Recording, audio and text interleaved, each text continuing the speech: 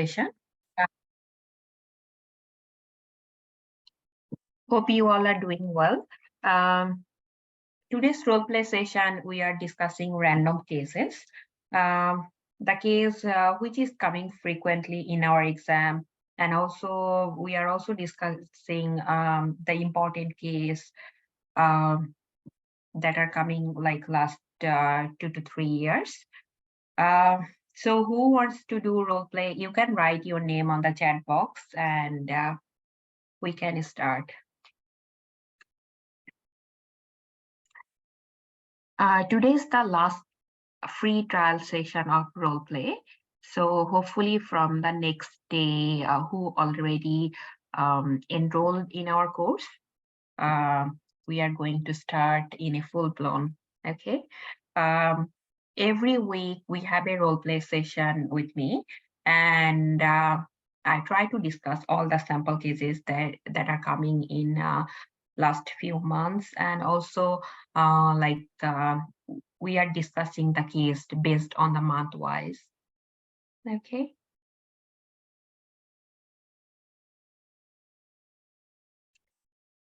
Dr. Saida, you want to perform? Yes, doctor. Okay. So just let me share my screen.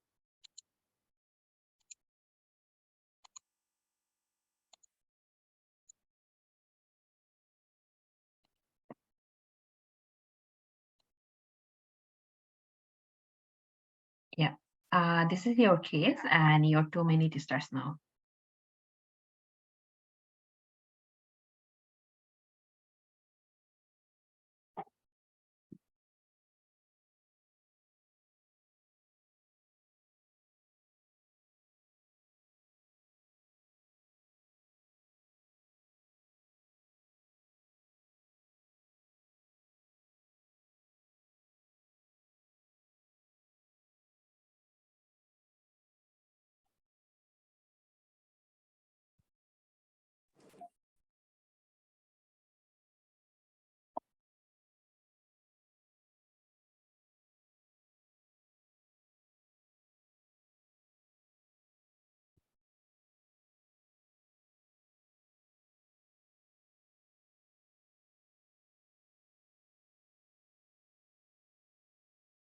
Hello, Dr. Saida, are you there?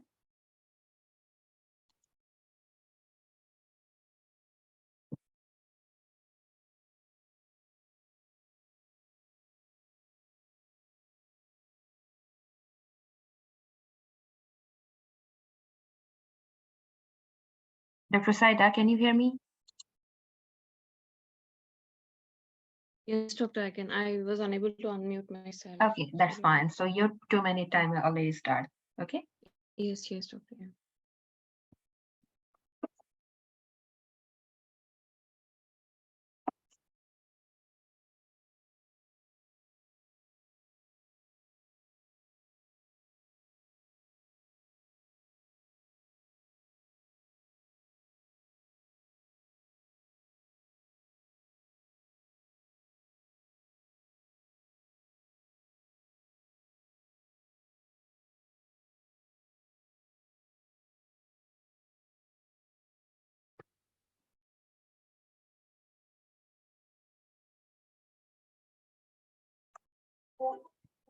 You can start. Hi, I'm Saida, one of the GPs in the clinic. How can I address you? Hi, Doctor. I'm Lisa, and my daughter's name is Jenny. Hi, Lisa. I can see that you're here for the headache problem for your daughter. To know more about the problem, is it okay if I ask you a few questions? Yes, doctor. So tell me more about the headache. Where exactly is the pain? She's complaining all over the head, doctor, and that's been Okay, going and on for last few months.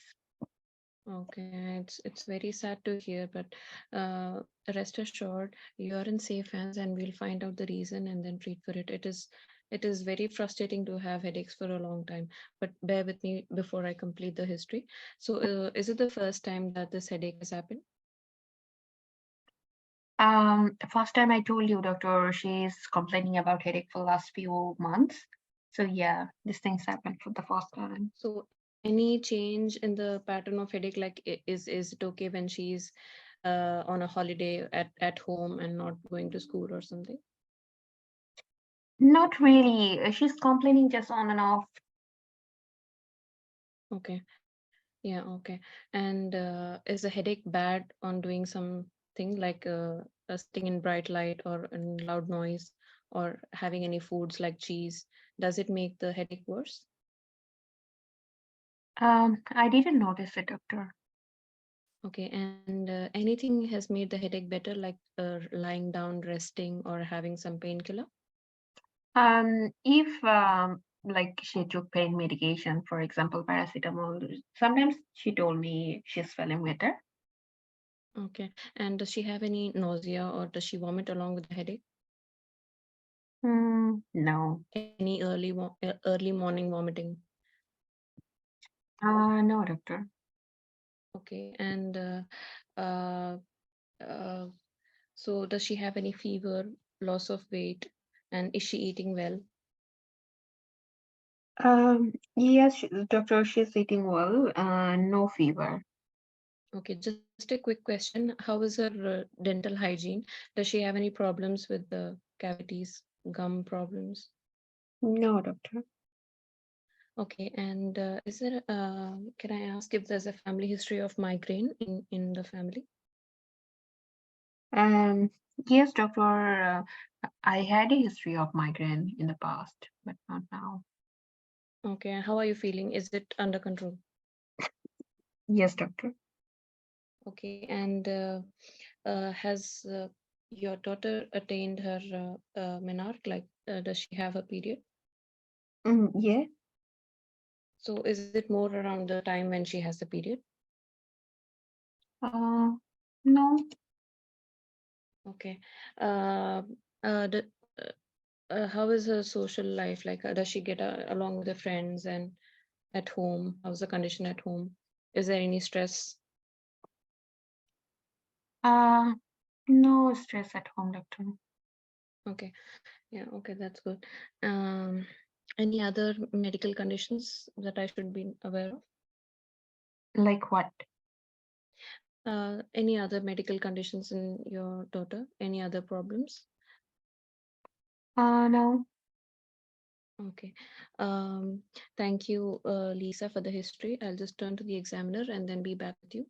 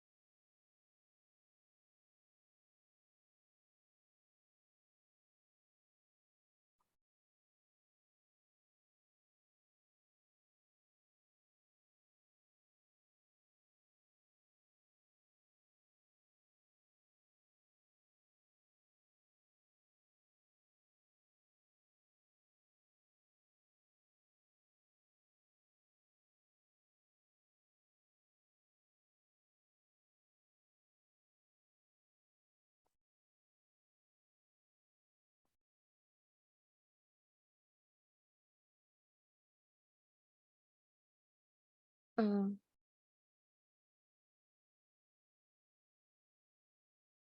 Want to go back to your task? yeah. Um, so should I explain the diagnosis to the patient? Yeah. Um, Lisa, from the history and physical examination findings, I think that your daughter is having uh, uh, raised intracranial pressure, which means that there is a the brain is inside a bony structure called skull, and there is a fluid that circulates around the brain and the skull. So, in case this fluid pressure rises, so it can cause compression of the brain tissue. So can this can cause severe headaches, like it's happening to Lisa. I'm also thinking about other conditions like migraine because you have a family history, but there is no positive points in your daughter, like it happens more on bright light or something. I was also thinking about some head injury, and I was also thinking about some tumor, like, which is an acidic growth in the brain. I was also thinking about dental issues, which also can cause headaches. And I was also thinking about uh, uh, vision problems because she has some vision problem on her left eye. But most likely, I assume this to be raised intracranial pressure. It could be secondary to some growth inside the brain. So I would. Are you so far along? Are you with me, Lisa? So, doctor, do you think is it a serious condition? It is a potentially serious condition, but it is good that you have come here. Uh, with the immediate management, we can get it under control. Also, I can understand that it is too much to take, but we are here with you, and she will be taken care by a multidisciplinary team. Is it okay? Okay.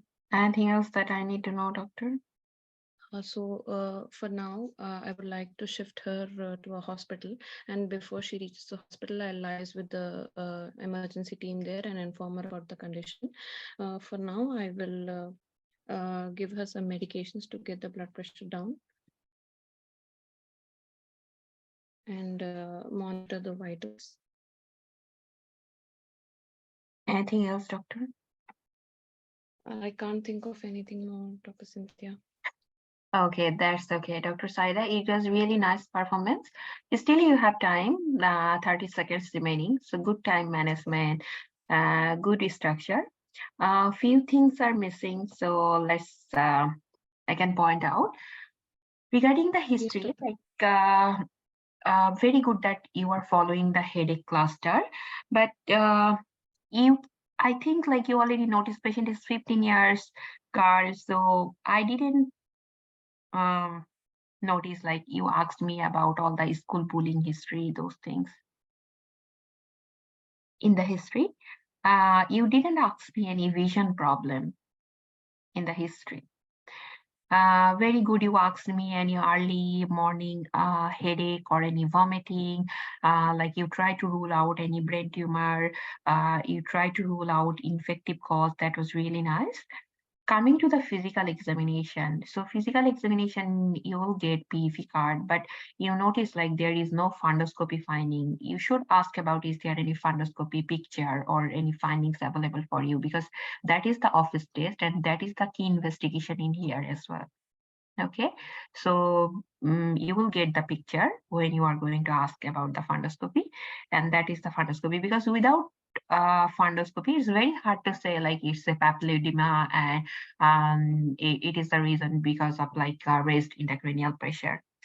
Coming to the diagnosis differential, you mentioned about the migraine, that was really nice, but other very common differential, look, you already asked me about gum problem, dental caries, those things. So try to mention about the most common, like chronic headache differential. Coming to the management part, you already mentioned like you are going to refer this patient to the hospital and you try to lower down the blood pressure. That was really nice. In the meantime, you can say like in the hospital, they are going to do immediate scan to confirm the diagnosis. And also like very good, you mentioned about like antihypertensive medication, but at the same time, you need to talk about some pain, like pain management as well. Okay. So let's discuss the case. You are a GP and your next patient is a 15 years old girl, came with mom due to headache. Your task is take a history, PFE, diagnosis, differential, and immediate management. So the history of presenting complaint is headache, and you need to follow the headache cluster. So basically, the common differential in here in our GP setting, it could be sinusitis, migraine, toothache, any trauma. It could be due to drug-induced ear pain or any ICSOL. Okay, so those are the common reason for the headache. So try to think about those things based on the duration. Now coming to the um, my another thing is that if stem already mentioned that fundoscopy done and it showed that like papilloedema or something, so that time you need to think about what could be the reason of headache, including like papilloedema. So you need to think about any brain tumor, any spinal cord lesion. It could be IIH, like idiopathic intracranial hypertension, or brain abscess. It could be brain injury, bleed in the brain, or any clot, or any inflammation, or any drug induced. So those are the reason with headache with papilloedema. Okay. Now ask about the history. Ask about the site of the pain, severity of the pain, duration, onset, radiating factor, aggravating factor, relieving factor, associated symptoms. You need to ask details, those things. Okay. Please offer your patient pain medication after ruling out any allergies. And another thing, if STEM doesn't mention like how long the pain is, always think like it might be acute, and ask about like first you need to check patient is vitally stable. But if you are planning for online, most of that STEM, it will be given either patient is vitally stable at this moment. Okay. So coming to the associated feature, what could be the associated feature? It could be associated with nausea, vomiting, any vision problem, any pins and needles, or any weakness anywhere. For example, like we need to rule out it's not a bleed in the brain or not any clot. uh, Patient is just 15, so teenager, you need to ask about details, social history, psychosocial history, like school history as well. Okay, so tell me more about your home situation. Ask about does she have any siblings, and how about the relationship, any stress at home, are you guys happy family? So before asking those social history, please give confidentiality. Okay. Is she happy at school? Any complaining about school? Any history of bullying? How about the relationship with friends and teachers? You should ask. And how about the school performance as well? Did you notice she's also complaining headache during the weekdays or more on the weekend? So try to correlate either is there any relation with the school or not. Okay.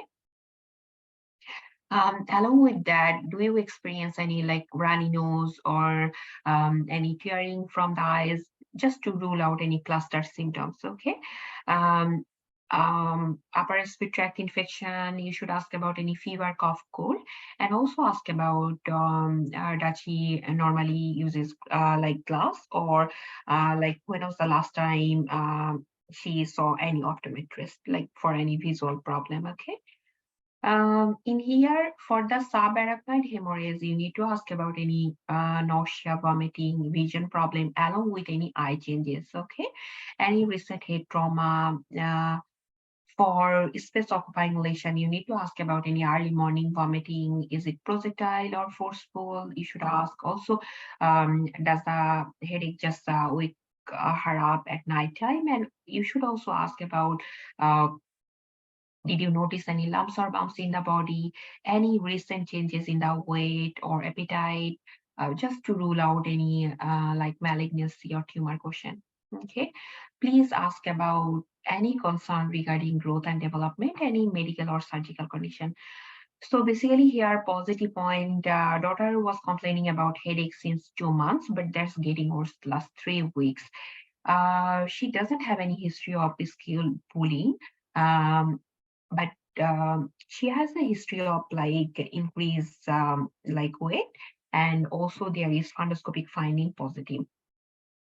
So physical examination findings on the card, you can appreciate there is a Cushing reflex or Cushing tired.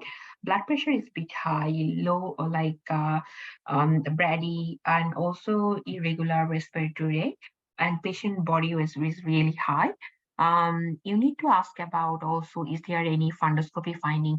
Always remember, fundoscopy is your office test. So you should ask about, if you notice there is no fundoscopy finding, you should ask, is there any fundoscopy imaging or finding available for you? So if that's the case, it will pop up automatically on the screen. Okay.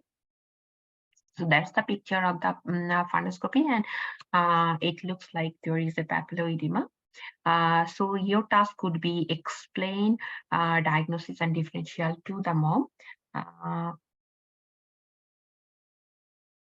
so explain it like normally our brain is surrounded by the fluid, we call it CSF, and you can mention like basically if there is any interruption in absorption of this fluid, or if there is any increased formation of the fluid, it can lead to increase the pressure around the brain.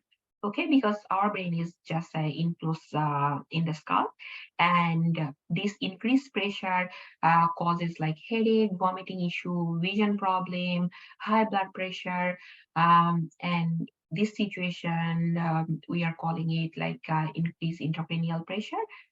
It could be due to many reasons, but what I noticed, because we checked back of the eyes, and we also noticed back of the eyes of your child is also swollen. So it could be due to just a blockage of the CSF flow, and that's why there is increased intracranial pressure. And like blockage of the CSF flow, it could be due to mass effect, or that mass could be solid or liquid, or it could be any obstruction. Uh, Another reason, like if you notice there is no other findings except the vision issue, like just the papilloedema and complaining about headache, no other findings. So it could be due to idiopathic intracranial hypertension. Okay, basically that's the case. Uh, so to rule out IIH, we need to send the patient to the hospital first. And in the hospital, this patient, like specialist, they are going to do further scan, for example, like CT brain, and or they are going to do MRI scan, try to make sure there is no bleed, no clot, or no other space occupying lesion, and then they can diagnose it as a IIH. Okay. So you can mention to the mom, like, look, based on the history, physical examination, fundoscopy finding, I'm thinking it's a raised intracranial pressure due to blockage of the CSF, and it could be due to many reasons, maybe like any mass effect or other things, or it could be benign. For example, it could be idiopathic intracranial hypertension, when we will not get any like positive findings except the vision issue and the headache. So we might be confident to say it as a IIH. Okay. So you can say it's a benign intracranial hypertension or pseudotumor cerebri. Basically, like elevated CSF pressure can cause two problems, like severe headache and the visual loss. So what happens if we are not going to treat that pressure effect? It can cause like permanent visual defect. Okay. Um, and you can mention some other symptoms people might present with us. Headache, double vision, transient vision loss could be happen. And the clinical presentation, as I told you, headache is the most common findings. And the diagnostic criteria of IIH, people might present with a papilloedema or sixth nerve palsy. Apparently, there is no neurological examination except papilloedema, and cranial nerve like almost like normal. But we have to do like imaging, for example, CT brain or like MRI to rule out other condition. Okay. Um, so and what could be the management? As I told you, the management, you should say like, look, increase intracranial pressure because of the blockage of the CSF, and it's an emergency condition. That's why I'm going to refer your child to the hospital now. And in the hospital, your child will be reviewed by the neurologist, and they are going to do a scan to rule out it's not a bleed, it's not like a clot, or it's not any space occupying lesion. Also, because of the high blood pressure, they are going to give medication to lower the blood pressure, and also for the headache, they are going to give some analgesia as well. Okay. So basically, that is your immediate treatment option.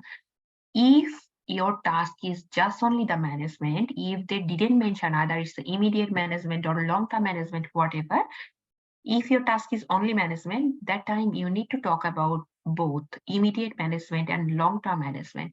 Remember, for long-term management, you need to talk about weight loss as well, because patient is like 105 kilo.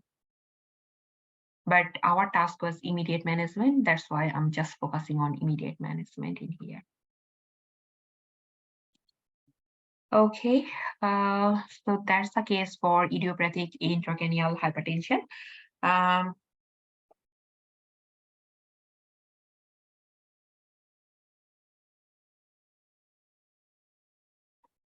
It depends, like if you notice role player is the mom, you need to ask a history from the mom. If you notice role player is a just 15 years old girl, you need to ask history from the girl. So you don't need to worry about it. STEM will be given everything. Okay, either you have to take history from the mom or you have to take history from the patient, whatever, it will be mentioned on the STEM.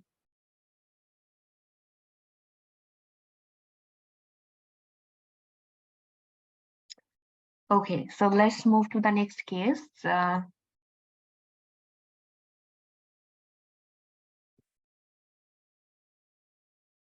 Any type of medication you can ask. Pill means like contraceptive pills you can ask.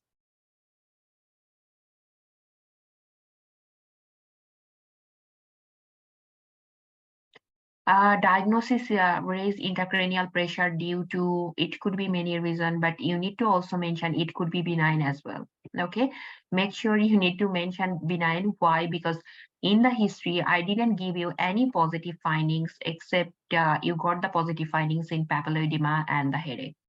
So if there is no other positive findings, there is no loss of weight, loss of appetite, no lumps, bumps, or early morning. So you can say it might be due to space occupying lesion, but other reason it could be benign as well. Okay.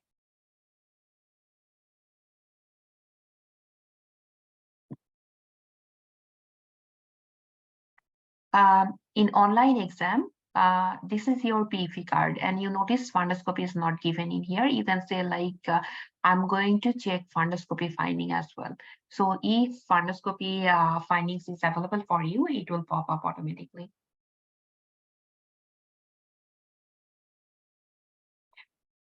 Okay, so let's move to the next case. Dr. Seni V.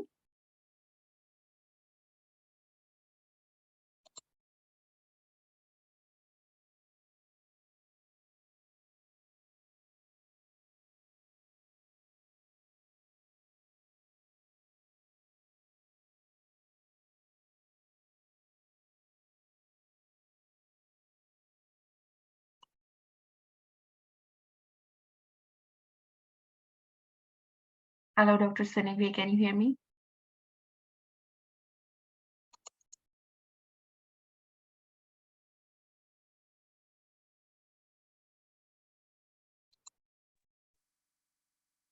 Hello.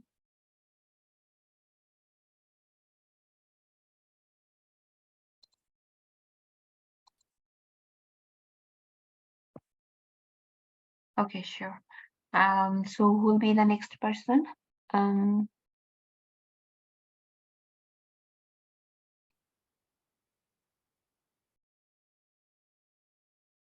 Dr. Hazim, are you there?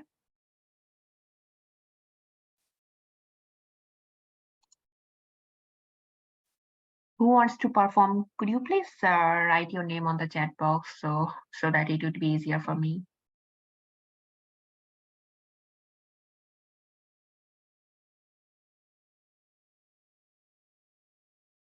Dr. Noor.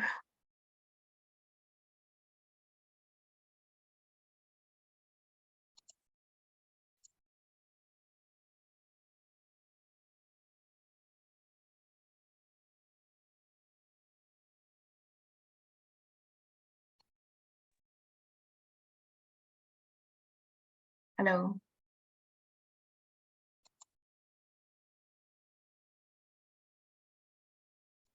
Hello, Dr. Noor. Can you hear me?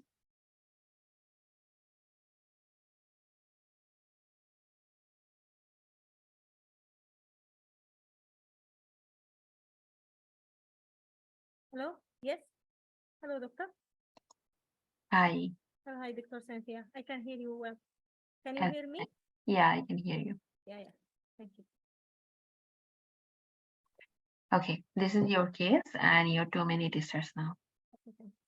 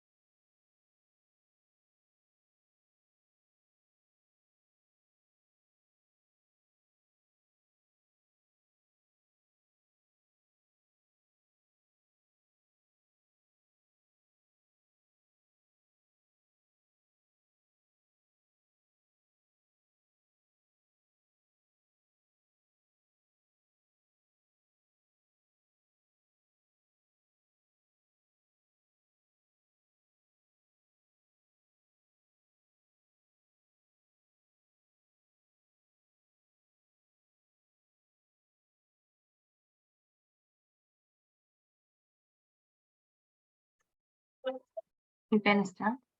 Okay. Good evening. I'm Noor. I'm one of the doctors. If you remember me, the last time I sent you to the ultrasound report.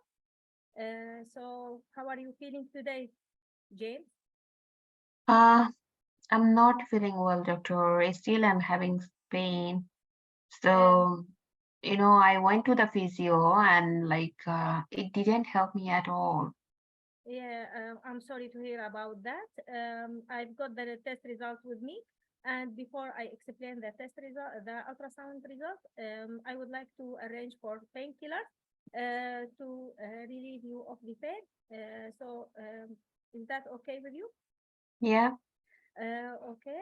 Meanwhile, until the painkiller works, I will explain the results now.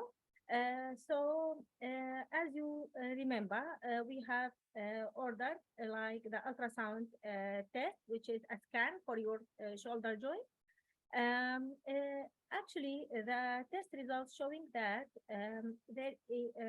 in the shoulder joint normally it's like it's it is we have two bones. One of them we call it's a humerus, and the other is a scapula. Pardon me for the medical jargon. I will draw it for you. These two bones are connected to each other through a rope-like structure. We call it a tendon. So, are you with me so far? Yes, doctor. Yeah. So, This, unfortunately, in your case, the ultrasound report showing that there is a tear in three tendons that are connecting the scapula or shoulder bone to the arm bone, um, and that is the case. So, do you have any question until now? Hello? So you told me you told me the report showing it's a tear. Yes, yes, Jay, yes. So Uh, what you are going to do now? what I'm going to do now. Do you mind if I ask you a few more questions to get deep to find out why you are having these tears in the tendon? Yeah. Yeah. So when did you start having the pain in the shoulder joint? More than like few months, more than 3 months. 3 months. Yeah. Was it sudden or gradual? Gradual onset of sure. Was it can you describe the pain for me? Uh, it's a dull type of pain, doctor. Dull type of pain. And have you noticed any redness, any swelling around the shoulder joint? No, No redness, no swelling. Any stiffness? Have you noticed any stiffness in the joint? the stiffness, yes, doctor. I couldn't move my shoulder. Okay. Apart from that, do you have any limitation in the movement or if your arm, like in the up when you try to hang your clothes or when you try to comb your hair? No, I couldn't do it because of the pain. So there is limitation in the range of movement. Yeah. And apart from that, do you have any numbness in your arm? No, Any weakness? no, Any tingling sensation? no. And is it what about the neck pain? Do you have any neck pain? Um, Sort of, doctor, because I'm having shoulder pain and sometimes I feel like I'm also having neck pain as well. Okay. And what about the small hands, like the small joints in your hands? Any pain in the joint in your hands? No, And regarding the neck pain, you mentioned, does the pain like start in the neck, then move to the shoulder joint, or vice versa? mainly on the shoulder joint, doctor. Mainly on the shoulder. Any history of a hit or trauma to your Uh, like I had a history of fall. history of fall? What sort of fall? Did you fall on the shoulder joint? Yeah, I just slipped over on the carpet. Oh, okay. And did you seek any medical advice regarding that fall? No, Did you fall on the outstretched hand? no, No. And uh, do you uh, mind telling me, do you have any sport activity that or hobbies like in sport activity? no, No. And any fever? Do you have any fever? no, Any loss of appetite, loss of weight? no, Any lumps or bumps anywhere? no, doctor. Okay. Thank you for the information. James, from the history that you mentioned to me, that because you having pain and neck pain, shoulder pain, neck pain, and stiffness with the limitation of the movement, and it is mainly after trauma and because of your age. What I'm suspecting a condition called osteoarthritis. Have you heard about it? What's that? Pardon me for the medical jargon. It is a sort of wear and tear in the shoulder joint, and it is more pronounced, especially after trauma that you had. It is long life condition. Do you have any questions so far? No, doctor. By the way, are you taking any medication like vitamin D? No, Any like exposure to sun except like the peak hour? no. Okay. And do you have any medication? Are you taking any other medication? Uh, Not really. Not really. Any previous medical condition? Yes, doctor, I'm having high blood pressure and diabetes. Okay. Apart from this, any history of surgery? No, No. Any history of allergy? no. So, James, what I'm going to do now, to be honest, I will refer you to the specialist. The specialist will have two sort of management for you. One of these will go with the medical treatment, like it might be with the injections and with the injection, or he might go with the surgery. Meanwhile, please, I will I will advise you, recommend to be on lifestyle modification like Your time's up. okay. Okay. So Doctor, hello, yeah. yeah. Just lifestyle modification and Your time's up. okay, thank you, doctor. It was nice performance, Dr. Noor. In this case, you try to cover like the important point that was really nice. You explain the patient report, like look, if you are getting the report just a handwritten copy, you need to explain a bit more. So you need to draw a picture and explain why these things happen. Based on the history and ultrasound findings, you told me like it's a osteoarthritis, isn't it? Why not you are not mentioning me it's a rotator cuff tear?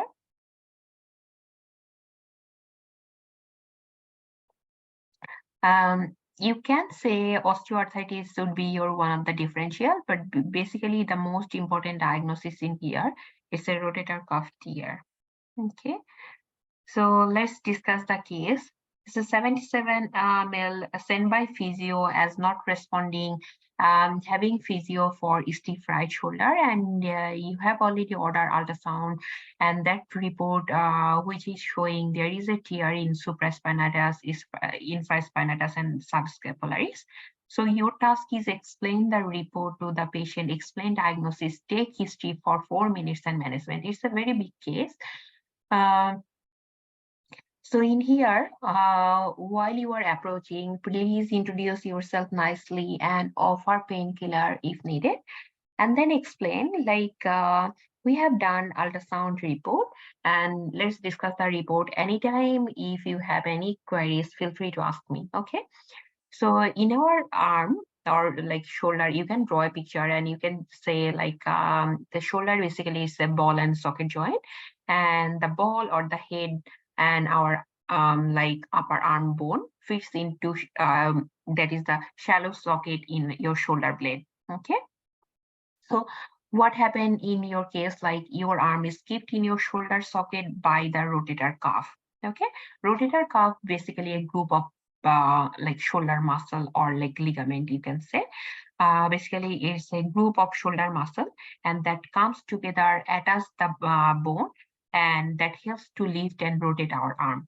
So in your case, what happened? There are like three muscles, like we notice there is an injury or there is a tear.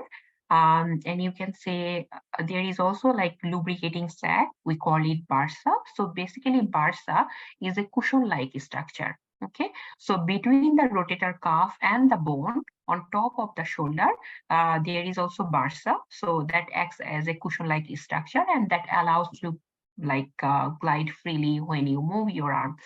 So when the rotator cuff tendon are injured or damaged, the bursa also become inflamed and painful.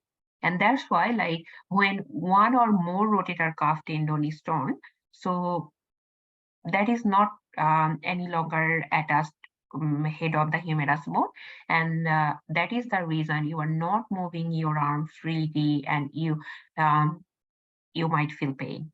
Okay.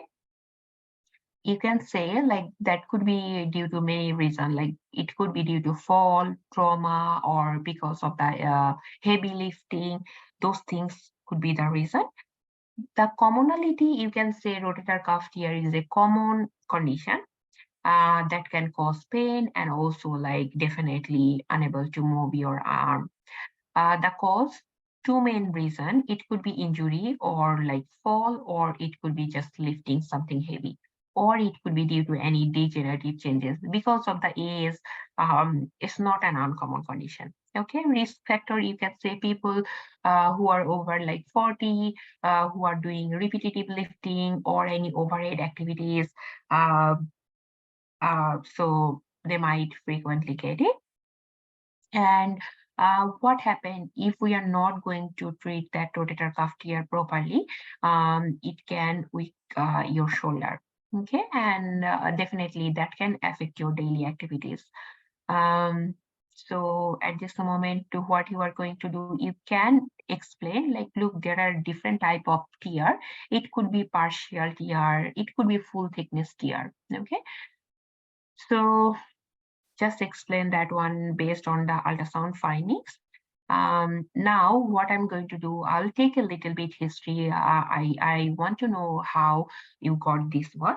Is that all right? So ask about like severity of the pain, how long your patient is having these symptoms, any aggravating, relieving factor.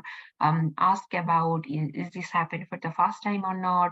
How does it affect your patient's life? Ask those things. And also associated symptoms, definitely key symptoms, it would be any numbness, any tingling, any weakness, especially when lifting or rotating arm. How about your grip power or grip strength? Ask about it, and also ask about any sensation. Okay. Ask about, does it disturb your sleep, difficulty in combing of your hair, or like have you noticed any stiffness in the joint? Also ask about any shoulder like fall off, to rule out any shoulder dislocation. Apart from that, any infective feature, what about your occupation, any family history of any arthritis, SADMA, past medical history, surgical history, ask about it. Okay. In this type of case, what could be your differential? Our differential, we need to think about, it might be frozen shoulder, it could be tendonitis, any cervical disease, or any spondylosis, any cervical sprain, or any complex regional pain, you can say, or RAOA, those could be your differential. Okay. Investigation, ultrasound already done. If not done, you can order like X-ray to rule out any fracture. We can go for MRI scan or ultrasound. Ultrasound already done, so you can say we can also go for X-ray to rule out there is no fracture, or there is no bony growth, or no small bone spur. Okay. So the treatment option here, definitely fast recommendation, it would be like rotator cuff tear. The treatment option is the physical therapy and also non-surgical option. Okay, so non-surgical management, that means medical management, we need to go for like pain relief option, improve shoulder function.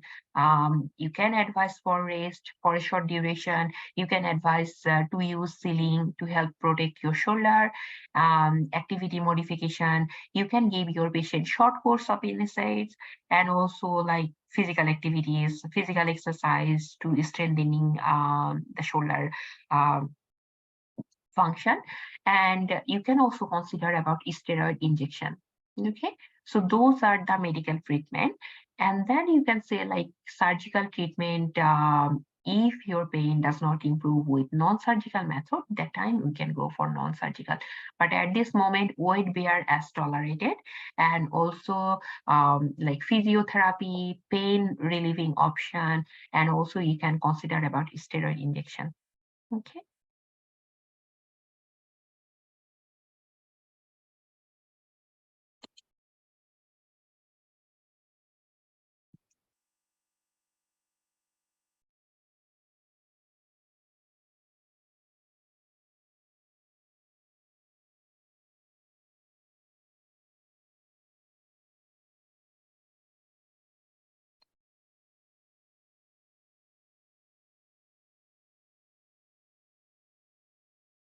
In this case, definitely you should go for all the non-surgical option first and look at the indication for the surgery. Symptoms have lasted more than like 6 to 12 months.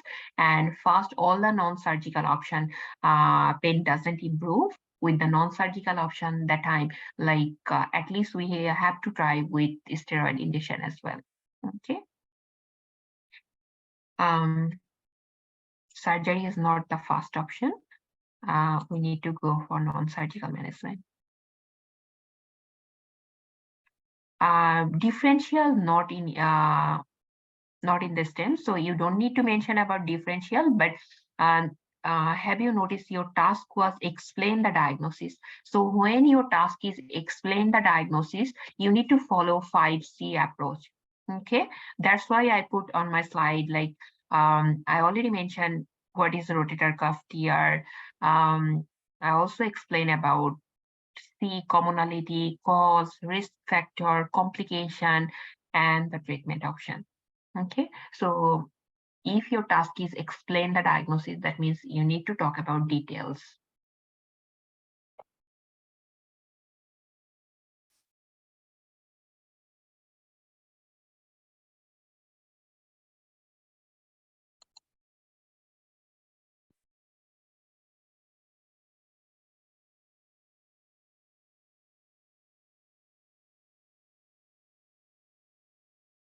Um, 5C approach means like 1C for condition. What's the condition? You have to explain. Another C for commonality, how common this condition is. Another C for cause, what's the reason behind it. C for complication, you have to mention about what happened if we are not going to treat it properly. Another C for cure. Cure means like treatment. So you need to mention about all the management option. Some people can say 5C, some people can say 6C, another C for clinical feature.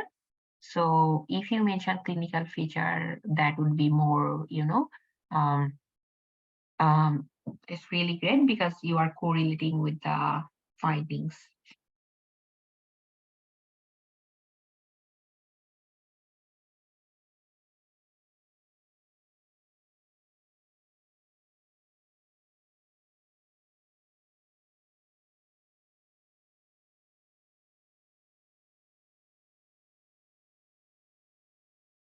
Okay, let's move to the next case. Dr. V.D. Master, right there.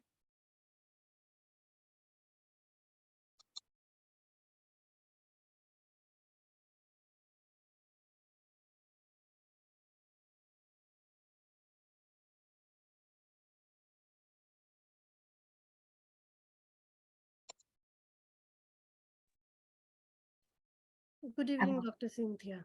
Hey, good evening.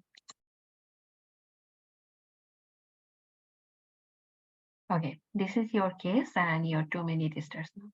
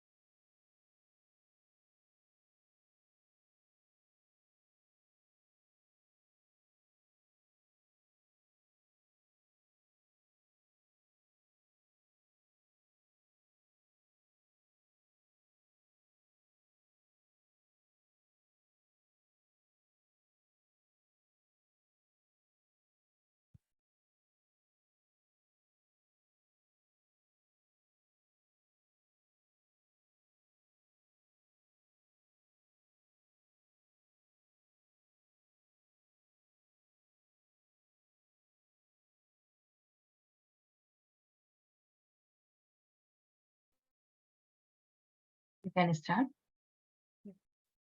Hi, this is Dr. Vidi, one of the GPs for you today in the clinic. How may I address you? Hi, doctor. I'm John, and my mom is here. She's Jenny. Okay. Hi, John. Do you want, before we continue our discussion, do you want your mother to be here while we discuss? I can talk with you. Okay, okay, John. So I read from the notes that your mother is quite concerned that your school performance has been deteriorated for the past 6 months. How about you? How do you think about it? It's true. It's true. Okay. Could you elicit with me any causes which could be related to it? I don't know. Actually, I can't concentrate on the study. Okay. Is anybody trying to hinder you during the school? Is there anybody who is trying to bully you? No, John, don't worry. Today, whatever we will be discussing is going to stay utmost confidential between you and me. So you can just talk whatever is wrong with you utmost freely. Do you happen to have any visual issues that are letting you to the deteriorated performance? no, Okay. Um do you happen to have any headaches or any fever recently? no, doctor. Okay. How has been your mood these days? My mood is not good, doctor, And why do you feel your mood is not good? because doctor, actually, I like a boy in my class. Okay. And have you spoken to that boy? No, I didn't. Oh, okay.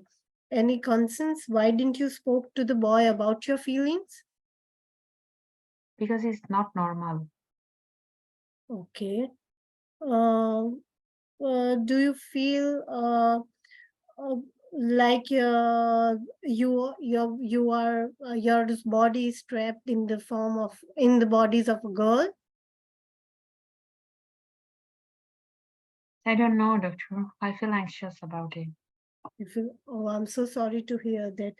Have you ever tried to wear your mother's clothes or any other girl's clothes ever? No, Okay. Do you think that the idea of confessing your feelings to the boy could make you sound bad in the school or others would ridicule about you?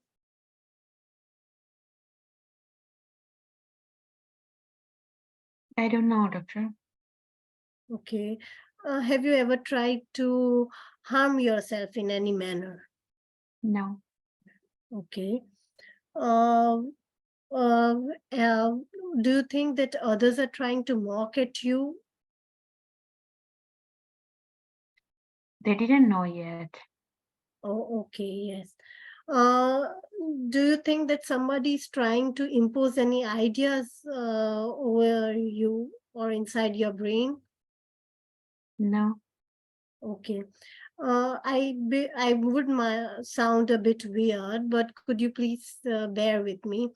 Do you happen to hear or see things which others are not? no, doctor. Okay. How has been your appetite lately? My appetite is okay. Okay. Anything else which concerns you? Yes, doctor. Doctor, do you think am I gay? Um, John, this is a very genuine question at your age. I do understand it. But let me assure you that the phase which you are in at this moment of your life, is very common for all the people. It is this time that your hormones are getting changed, and you might feel this sexual and romantic relationships between each other starts to develop at your age. And relationship between same-sex people has been quite common and accepted in every culture and in all forms of the society. uh, I know that right now you must be struggling about the societal pressure. Your parents would not be able to understand. Even at this time, you don't know the boy for whom you have got these feelings is able to understand it. But it does not mean that necessarily you are gay. Are you getting my point? Yes, doctor. Yeah. People at your age often are very experimental with their sexuality, because at this point of time, your preferences are changing, your peer groups are changing. Even in school, you are learning about various in the form of sex education. So it is just the phase that you are going through in your life. And my dear, also being gay is absolutely normal. It is not a crime, and you have done nothing wrong if you have developed any feelings for the boy. Are you getting me? Yes, doctor. Okay. What we can do is that we can first of all do certain investigations so that we can rule out if there is an organic cause which is related to your condition for the moment. Also, I can send you to a psychologist after gaining consent from your parents as well. And then you can go through the talk therapy. You can discuss with the psychologist how you are feeling, and that can gain you some good confidence. Also, I would want you to talk to the specialist about your feelings related to the boy. Maybe this could help enhance your school performance. Also, I would want you to get indulged in certain recreational activities like sports or music therapy. Maybe this could help you go through the transition phase at all times. I would also be giving you certain reading materials regarding the same. Also, if you are having any episodes of anger bouts or crying spells, or you are not able to cope up with your feelings, then please, there are certain online portals as well where you can talk to them 24/7, and always you can come Yes, back over here. Okay. Dr. VD, it was really nice performance. So when you explained, I just listened. That was really nice. Just say one thing missing. Like remember when you explained to me, it felt like it's a one-way conversation. So like try to involve your patient, okay, and try to ask in between question, check your patient understanding. The thing is, in the history, most of the question you asked, very good. You asked me social, psychosocial history. Um, you also asked me about transsexualism, history, transvestism, those things. But when I told you, like, I like a boy, you should ask me, like, either I just like it or like I feel like sexually attracted to rule out if say homosexualism or not.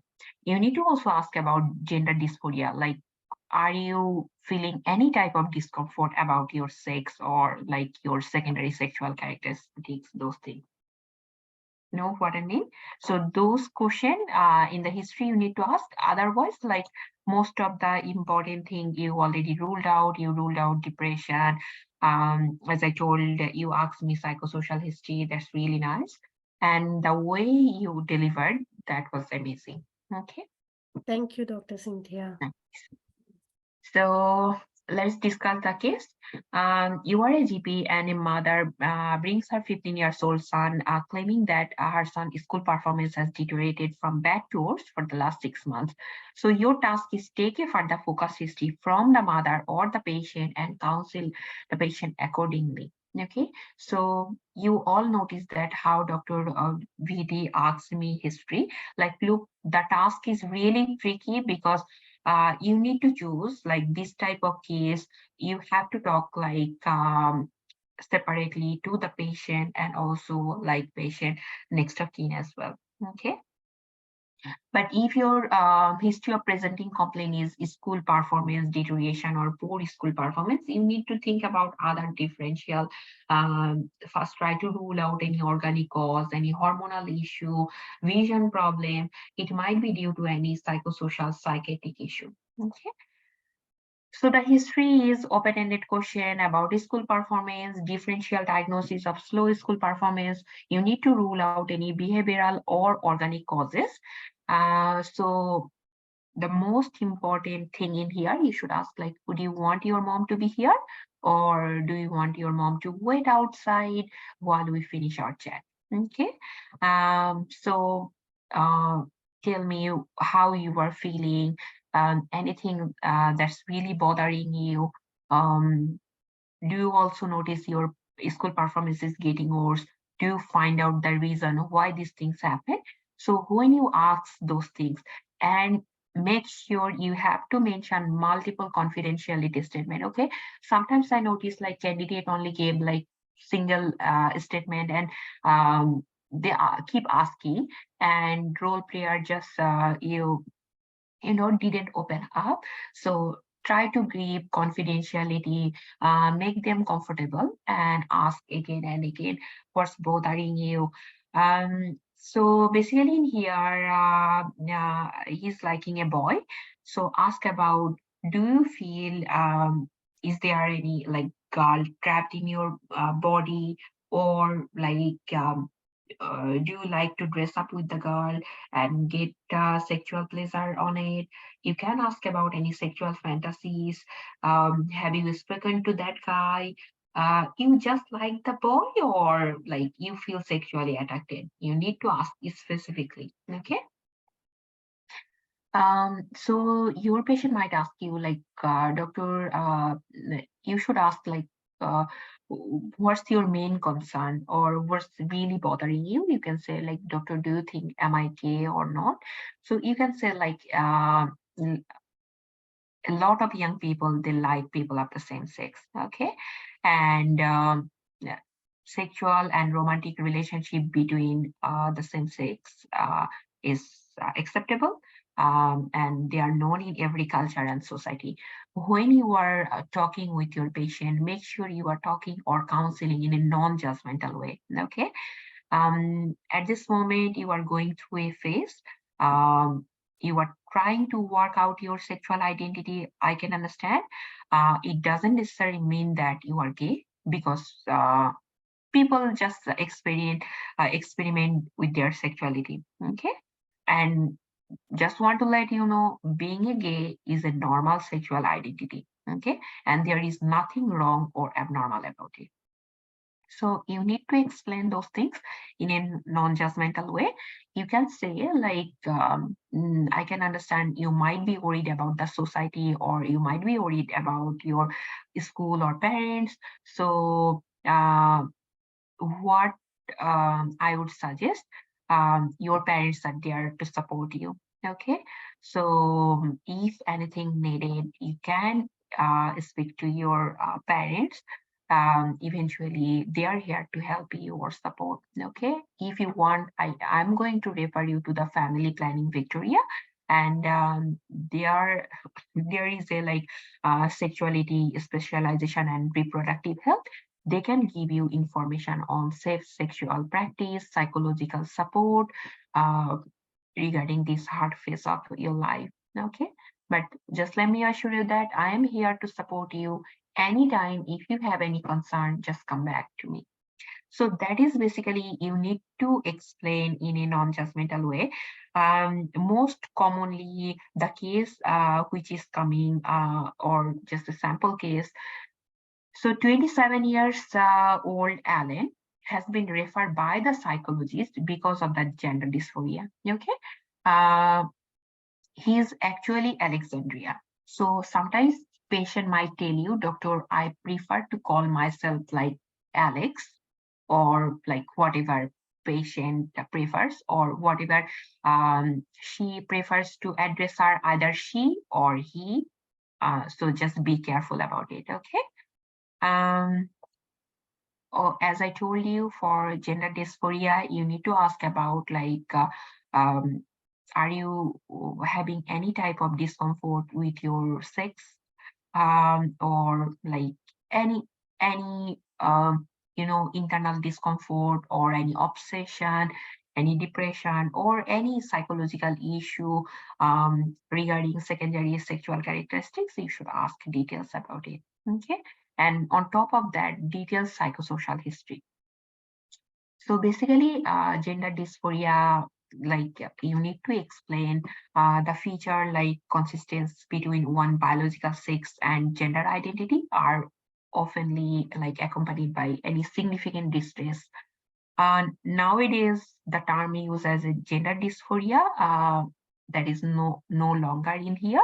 So we can use as a gender identity disorder. Okay, people might present with you in any developmental stage of their life, and you can mention like people who are having problem with that gender identity disorder.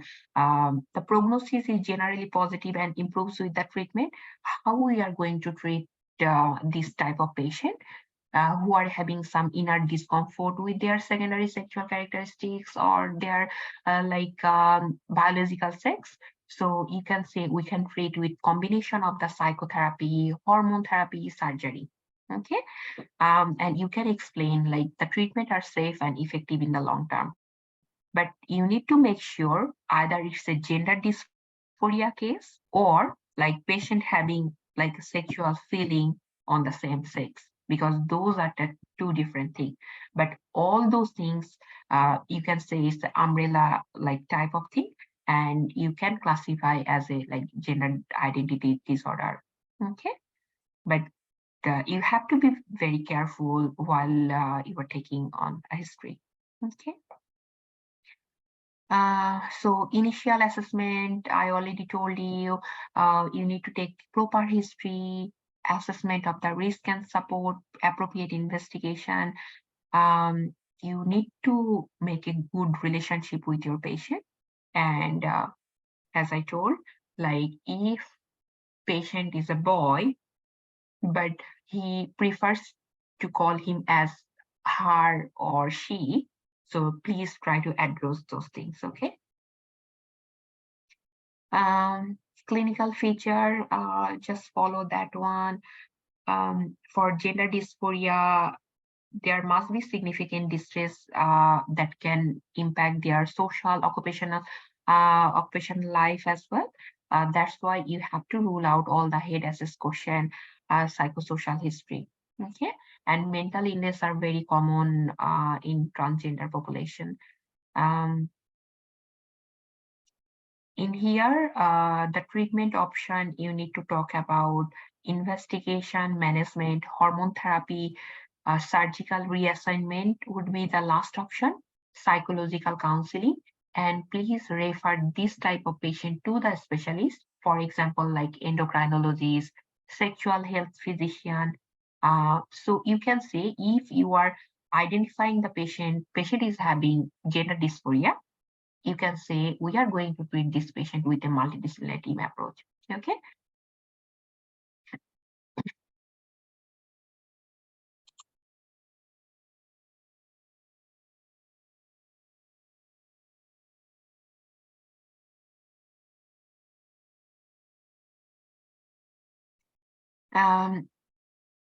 So Dr. Mariam, in this type of case, because this case is basically it's a counseling case, and your approach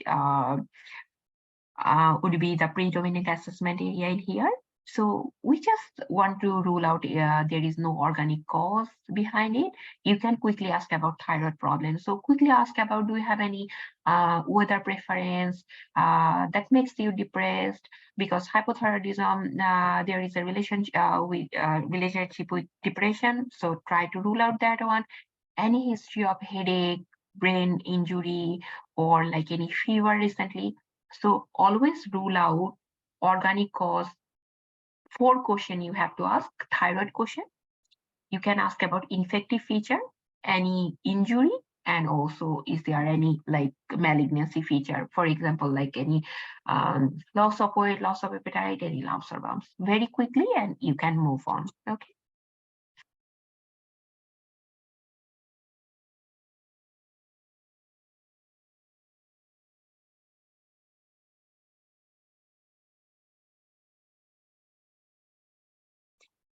So in this case, when you notice patient having school like poor school performance because of like those issue, gender identity disorder, you can like at the beginning, we already asked your patient, how may I address you? So your patient might tell you, Doctor, I'm John, you can call me John or whatever.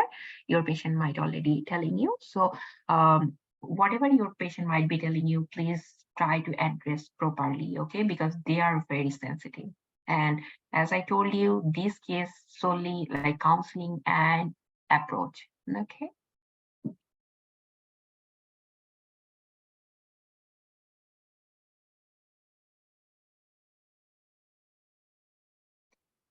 You can ask any family violence, any childhood abuse, those things you can quickly ask. But to be honest, try to wrap up your history as soon as possible, because psychosocial history and gender identity disorder question, that's enough. But I told you, just ask 3-4 questions to rule out organic disorder and emphasize more on counseling, okay?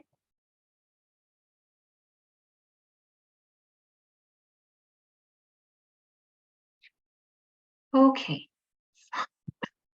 So let's move to the next case. Who wants to perform?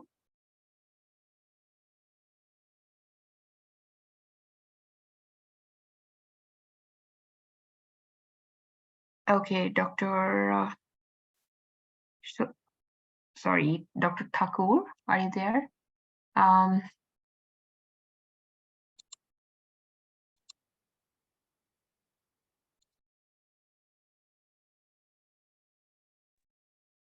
Hello. Hi, can you hear me? Yeah, I can hear you. Okay.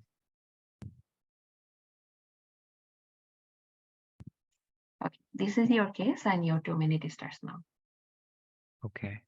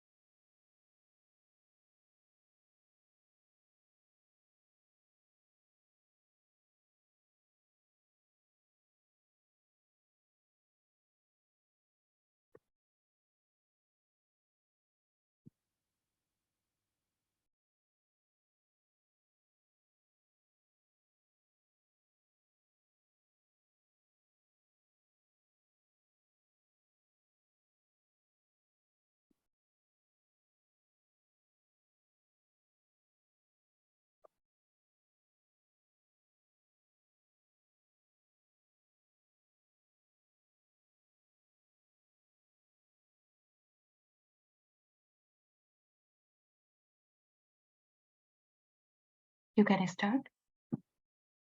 Okay. Hi, Sandra. My name is Dr. Sushil Thakur, and I'm one of the doctors working in this hospital. From your notes, I can see that you have come with an issue of bleeding from your vagina and fever. First of all, I would like to take your vitals just to make sure that you are hemodynamically stable. Is that all right? Yes, doctor. Okay. Uh, Now, Sandra, I'm going to ask you some questions just to know what is the root cause of this problem you're having. So I'm going to ask you some questions which may be private, but be assured that whatever we discuss will be confidential. Is that okay? Okay. Okay. So can you please tell me what exactly happened? Doctor, like since morning I noticed I'm bleed a lot. Okay.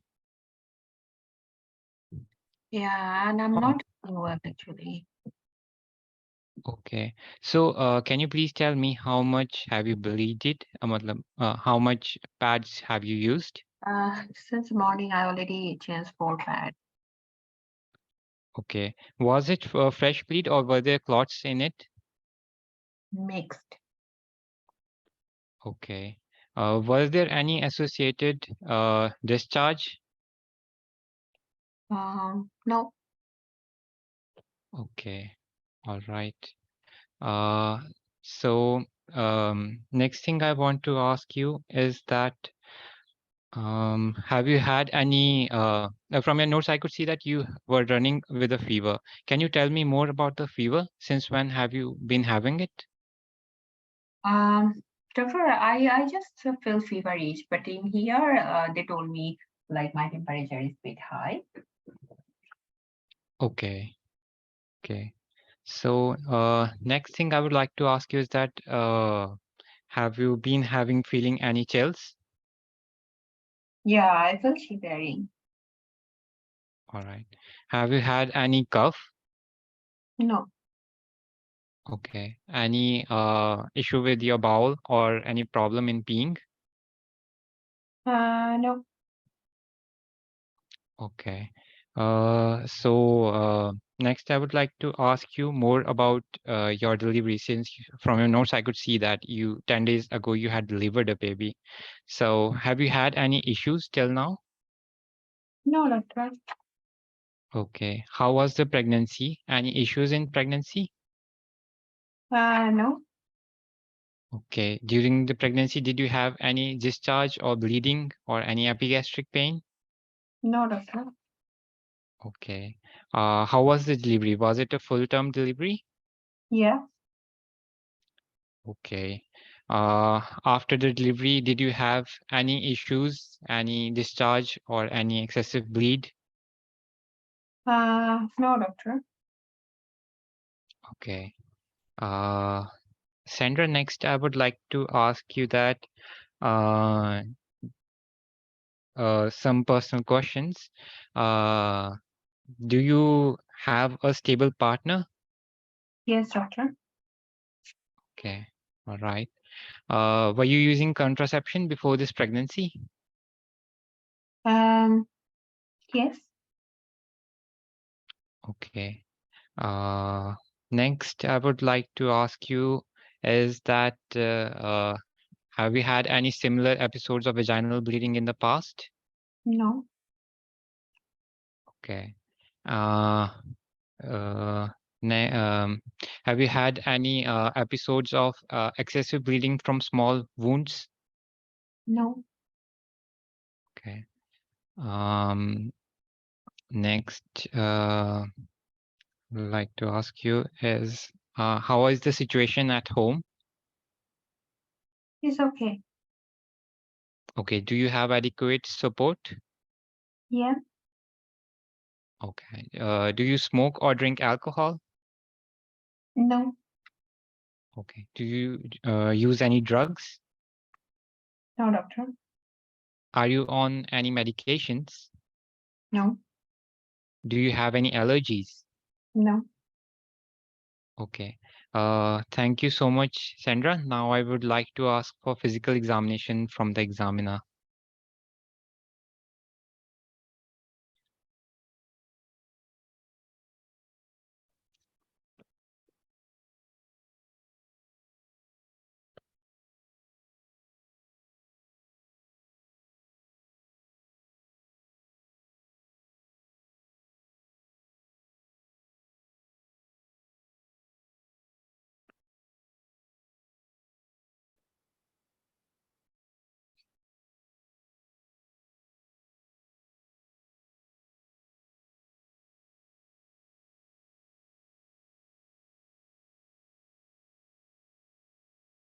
So Sandra, from your examination, we could see that there was some bleeding from vagina, and from your cervix, which is known as your birth canal, was slightly open, and there was bleed coming from it. Okay. So what's wrong with me, doctor?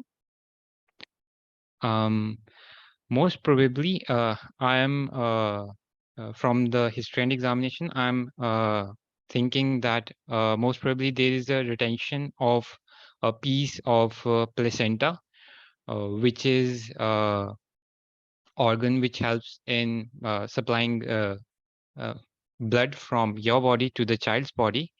However, sometimes during vaginal delivery, a piece of it can be retained inside, and it can lead to persistent bleeding, and sometimes it can even get infected, and that might be causing your fever. Okay. Okay. So, however, this is still a provisional diagnosis, and I will need to run some tests just to be sure about that. First of all, we will be sending some routine investigations. Uh, First of all, I would like to do your hemoglobin just to know about that, what level of blood is there in your body. Then we will be doing a renal function test, liver function test, CRP and ESR. We will also be looking at total leukocyte count, which will tell us the amount of WBCs in your body, and it can also point us towards whether there's an issue of the infection spreading in your body. Next, the use will be an ultrasonography of your stomach. It will look at your uterus and let us see what is going on there, whether there's a retained part of placenta there. All right. Okay. And for the further management, first of all, I will, after assessing that you are hemodynamically stable, I would. Okay. Dr. Thakur, it was really nice performance. At least you tried. Almost you finished. So time management is also okay. History, it was really nice. Most of the question you asked me, physical examination, you can put it as a differential, like it's a like a retained product of conception, and that could be the reason of the infection. But most probable diagnosis is endometritis. Okay. Okay. Yeah. Otherwise, like blood investigation you mentioned, that was okay. If you notice like your patient having temperature, definitely CRP, along with you need to collect the blood sample for blood culture. Okay. Okay. Yeah. It was nice. Thank you so much. So let's discuss the case. You are a HMO in ED. A 30-year-old lady, Sandra, has complained of vaginal bleed and temperature is 38.2. 10 days ago, she delivered a baby boy. So task is taking history, PFE from the examiner, explain diagnosis and management to the patient. So what could be the reason for postpartum like fever? You can consider as a like wound infection, endometritis, any UTI, mastitis, breast abscess, upper respiratory tract or lower respiratory tract infection. It could be atelectasis, DVT, thrombophlebitis, or any infectious, like if that's a like epidural or like CS uh, like delivery. So you can consider as a infection from the anesthetic area as well. Okay, so just consider those are your differential. Now check vital stability of your patient. STEM already mentioned patient temperature is a bit high, but others nothing mentioned. So ask about details fever question. How long do you have this fever? Did you measure the temperature? Is it continuous or on and off? Associated any chills, any rigor, or any shakiness? You should ask. Okay. Now ask about vaginal bleed. So ask about when the bleeding is started, and is it a fresh blood or any old blood? ask about the amount. So ask about how many pads you already used so far and are they fully soaked or not. Either they are smelly or not. Do you feel dizzy? So whenever you are asking about bleeding question, please make sure you are asking about severe anemia question, like how severe it is. So you should ask about any dizziness, palpitation, funny feeling, so that you can understand it's like patient is anemic or not. Okay. Ask about delivery. So was it a first pregnancy plan? You can ask just a very quick question about how's the baby, either baby is a term born or preterm, pregnancy, delivery, was it uneventful or not? Was there any like C-section or any assisted delivery? Episiotomy was done. Was it prolonged labor, massive bleeding after the delivery? Any procedure done after the delivery? That means detailed delivery question you should ask. Okay. And have anyone mentioned like placenta delivered completely to rule out there is no written product of conception? Okay. For that written product of conception, you can ask about cesarean section. If you notice that was the cesarean section delivery, so you can ask about either it's a elective or emergency, and how long did you stay in the hospital after that. As I told you, other differential, you need to rule out any breast infection. So your baby is a breastfeeding baby or not, problem with the pain, redness, swelling, or cracked nipple. Ask about like any ENT problem, endometritis. You should ask about tummy pain as well. Please don't forget to ask about urinary like gallbladder question, because UTI could be the reason. DVT could be the reason. So ask about UTI, ask about bowel habit, and also please ask about any cough pain. Okay, any medical history, social history, supportive, do you have enough support at home? You can quickly ask about more questions. Okay, and here physical examination. So temperature is a bit high, breast is normal, abdomen, you can appreciate there is a deep palpation, there is a mass on the lower tummy, it's just a uterus, okay? Because just a 10 days post-delivery. And pelvic examination, you can appreciate there is blood coming out, but episiotomy on healing okay. Okay, so there is no sign of infection, you can rule it out. And but os slightly open, that's also normal. Os could be slightly open, like up till at least 6 weeks. Okay. Bimanual examination, normal. Just the uterus was bit tender. That could be the inflammation. And bedside test, urine dipstick test, those are the pending. Okay. So here you can explain like based on your history and physical examination, I'm thinking you are having a condition, we call it endometritis. What's that? It's just a inner lining of the womb. If there is any inflammation caused by the bug, we call it endometritis. Okay. It could be due to like parts of the placenta remain in the womb and become the source of the infection, you can mention, or like it's common complication after the delivery, or it could be due to just written product of conception, or it could be any like urinary tract infection, DVT, you can say, or episiotomy on, but episiotomy looks healthy. Okay. So those are the causes of your fever, and most likely it's the endometritis. So the risky condition, you can say, because it can, the infection can spread to the other parts of the body and can cause serious complication. It can cause septicemia. That's why we need to treat this condition as soon as possible. So what I'm going to do now, I'm going to do collect the blood and send for investigation like ABC, UNE, CRP, definitely blood culture, urine MCH, and on swab. You can also do abdominal ultrasound to check is there any written product of conception. You can call your senior, and after discussion with your senior, we can start IV antibiotic. Okay, but you can say like after ruling out any allergies, we can start antibiotic.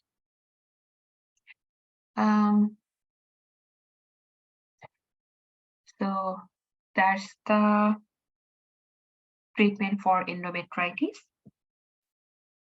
So the key point in this case, as I told you, you need to rule out postpartum fever causes. In the history, you need to rule out urinary tract infection, bowel habit question, mastitis, and also details bleeding history. Physical examination finding on the card. So abdominal, pelvic examination, breast examination, important one, and differential diagnosis. You need to mention the management, blood investigation, especially CRP, blood culture, ABC, definitely, and you need to start antibiotic. Okay, and please make sure you are collecting the swab, urine MCH, and also vaginal swab for MCH. Those are the key investigation. Okay.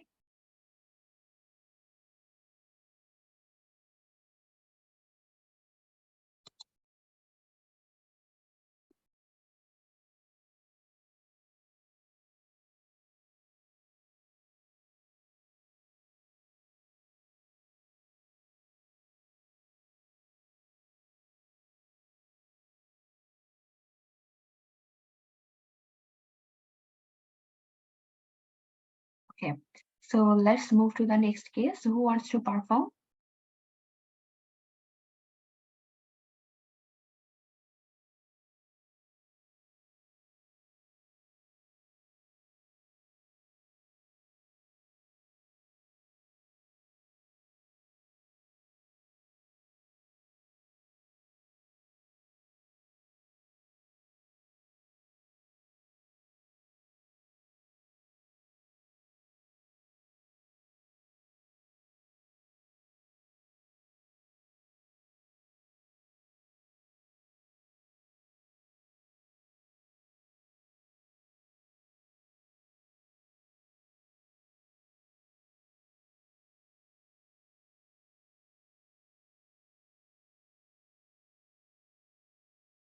Anybody wants to perform? Could you please write your name?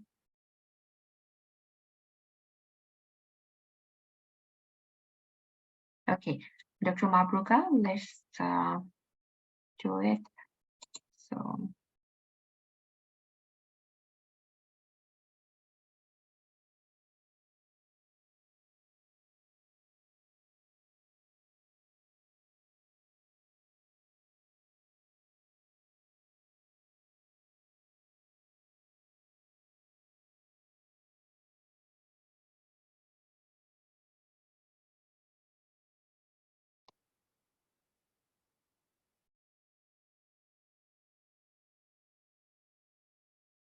hello.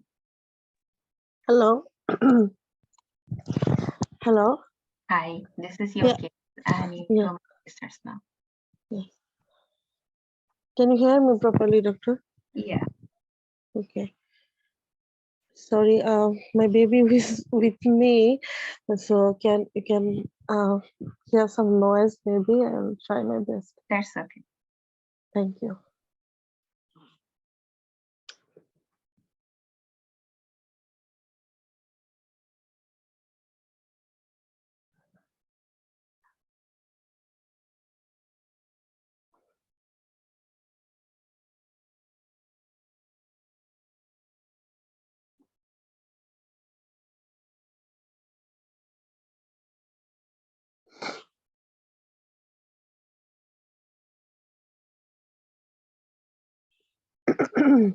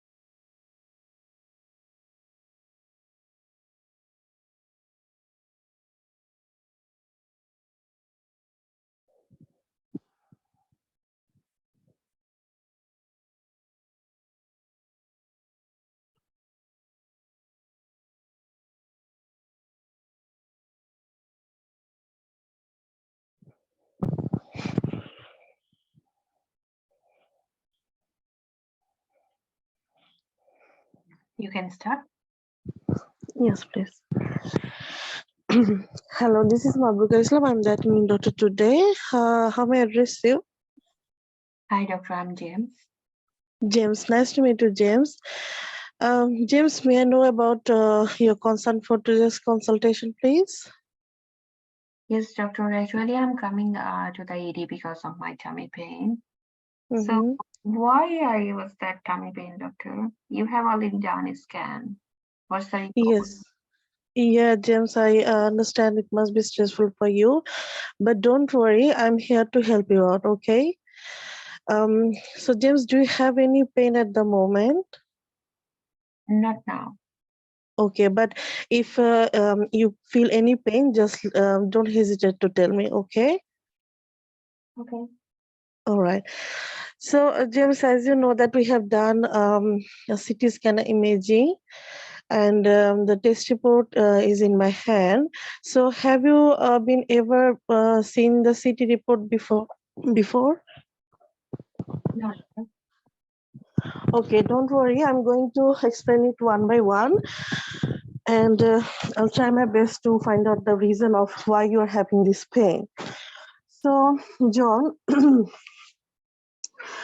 if I draw a diagram for you, so if you can see that we have a structure that is called the gallbladder. It is actually a pear-shaped organ that is situated just beneath the liver. Okay, and that actually a storage form of bile, and that bile actually help to digest the fat particle of our food. Are you getting me? Yes, Doctor. Okay, so here actually we found that your gallbladder is having some stone, but the good news is that the gallbladder wall is not thickened. Means it is not inflamed, or it is not no inflammation is there. And another thing is that we call this diverticular, sorry for the medical jargon, but these are the finger-like projection that actually started from the large bowel. So here, if any reason, if it is like food particle gets stuck there or prolonged constipation, this get actually inflamed and infection over there, and you can get the pain. So here we can see that multiple extensive diverticula in your CT report. That may be another cause of your pain as well. Another condition is we found there is a hypodense liver lesion. That means there is a lesion that is found in the liver, and which may be several cause for this lesion. So it could be either like a solid mass, or it could be a full fluid filled lesion. So James, if it is a solid mass, there is a possibilities that could be a growth that we call the benign growth, or liver tumor can happen there, or it could be a nasty growth like liver cancer may be there. Sorry, I'm not. My intention is not scaring you. Just I'm discussing the possibilities. Are you getting me, James? Yes, Doctor. Okay, so some other possibilities in my mind, it could be any enlarged blood vessel, or any tumor from the blood vessel that is called the hemangioma, or any benign tumor like adenoma. And these are the possibilities of this hypodense liver lesion.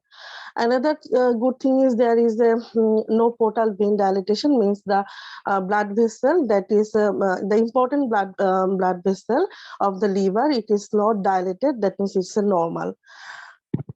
So far, these are the explanation of your CT results. So, James, the possible reason of your epigastric pain, I am thinking of that the hypodense liver lesion, that I'm guessing that it could be a benign or nasty growth, and this may be the reason of your pain. Another is that gallbladder stone. So while your gallbladder is contracted, the stone is get upward, and then after a while, after a while there is no contraction, then the actually stone get down in its position and you don't feel pain. Okay, and then could be the other reason, as I mentioned, that the diverticulitis, could be the liver nasty growth, or liver hemangioma, as I mentioned. So, James, to confirm the diagnosis, actually, we need to do some further investigation, and that include that the liver biopsy. Okay, hello. Okay. Yes, so we need to take a liver biopsy. So it can be either CT guided or ultrasound guided biopsy. But don't worry, for this I'm sending you back to the specialist, and he's the best person to do this investigation. And after this biopsy, we can actually confirm that what exactly going on, and we can rule out the other differentials. Another thing is that, may I know, James, that are you regular screening of your bowel screen? I didn't do it before.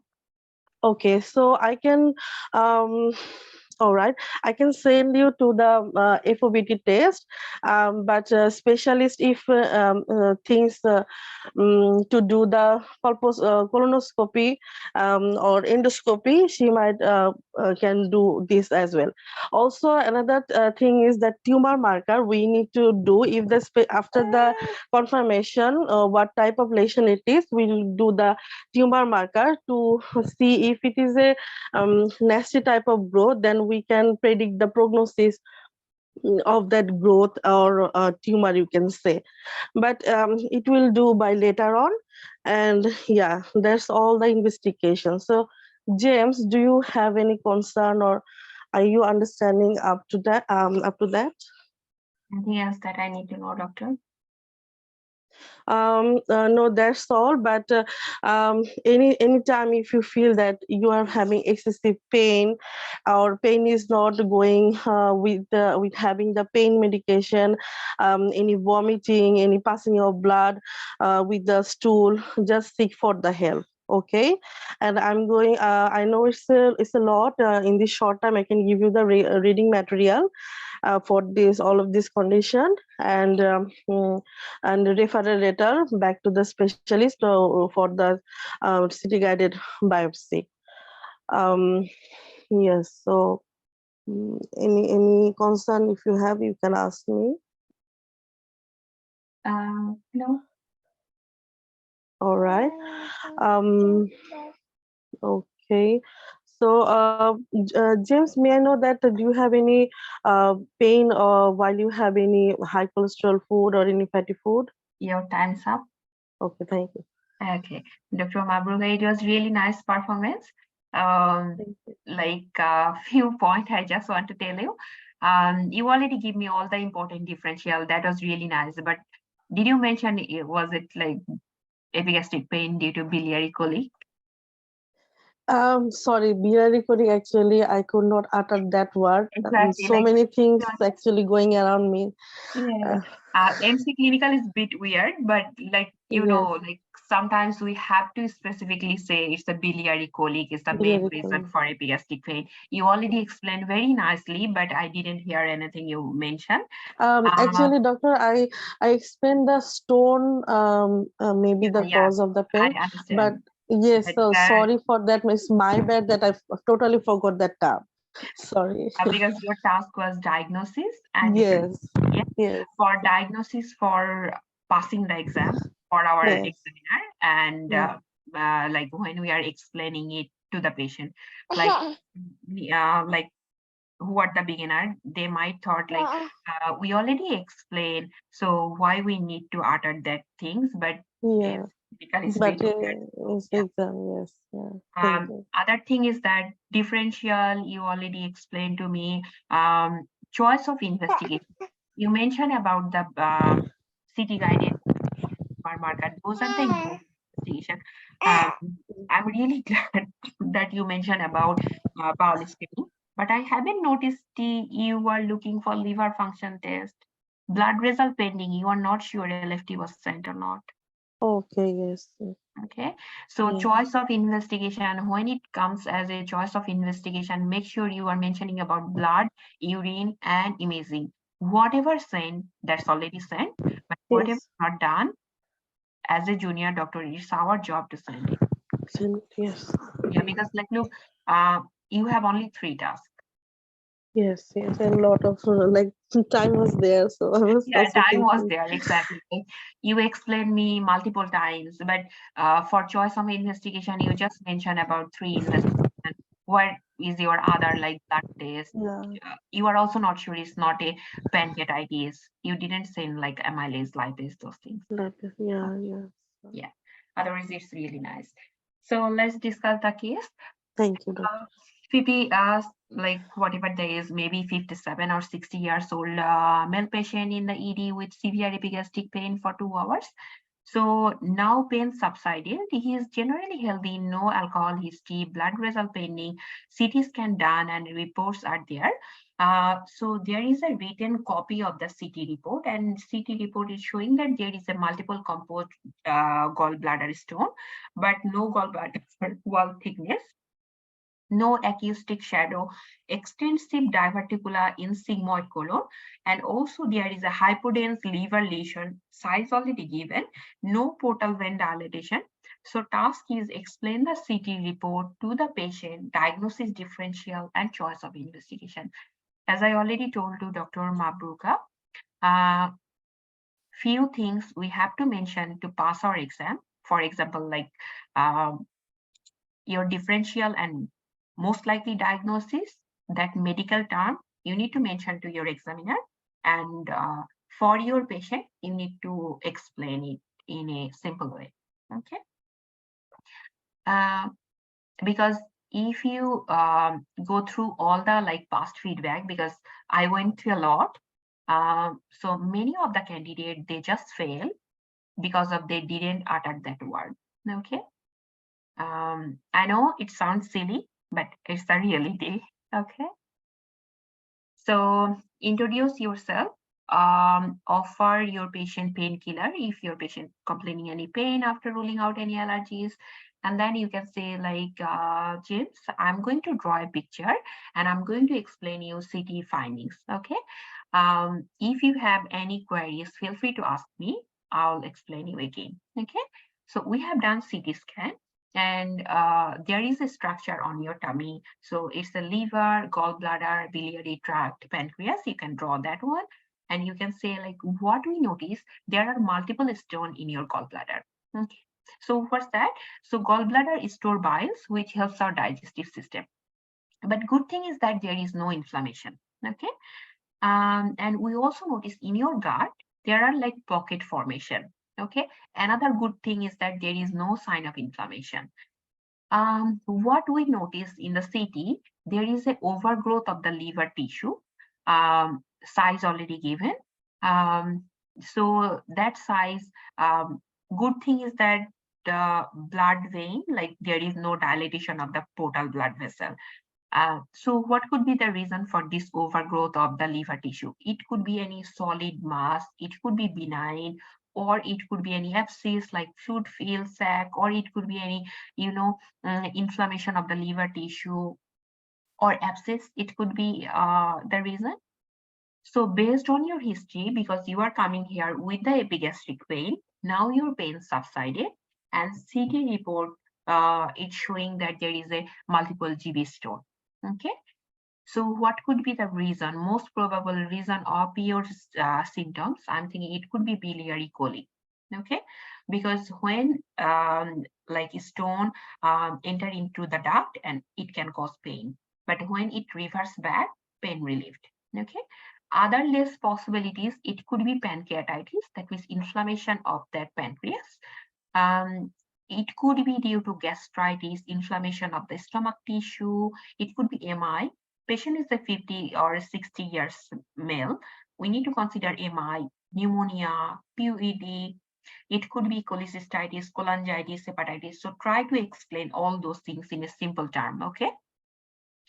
And your liver tumor or liver lesion, it could be incidental finding as well. But I'm going to do further more investigation to confirm my diagnosis and to rule out other condition, okay?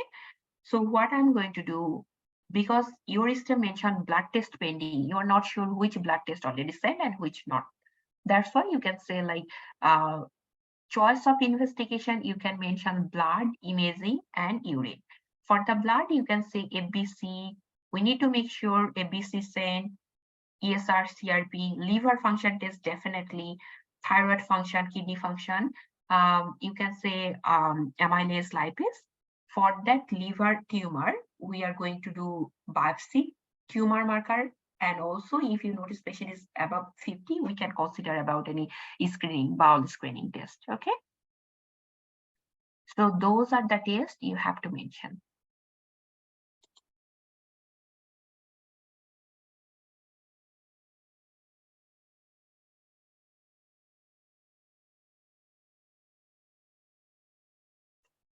Yes, Dr. Noor, absolutely, because patient is coming with epigastric pain.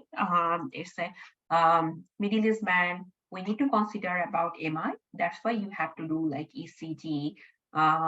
Because office test, that was not your task. So try to do all the investigation in here. X-ray you can consider, but CT abdomen already done. So abdominal X-ray you can rule out, okay?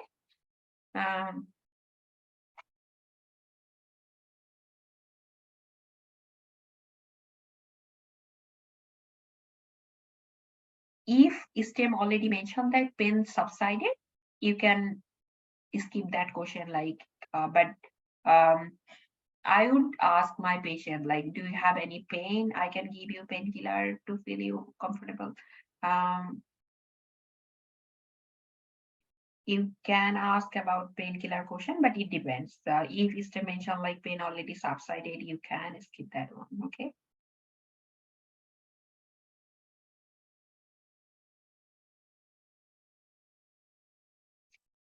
Okay. Triple phase CT for hemangioma, you can go for that one, but you have already done CT scan. At this moment,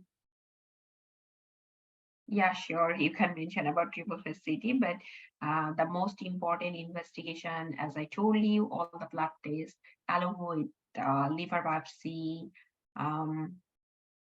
tumor marker. To be honest, like before going to the liver biopsy, I would ask my patient, either my patient having any loss of weight, loss of appetite, any lumps, bumps in the body, just to make sure it's not related with the cancer. Sometimes it could be just an incidental finding. So in this case, we are just doing, repeat scan 3 months or 6 months later on just to monitor, but it depends. Okay.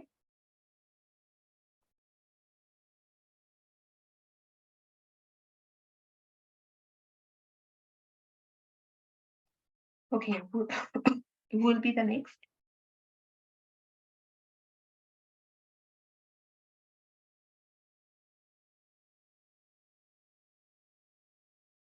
Okay, Dr. Javier.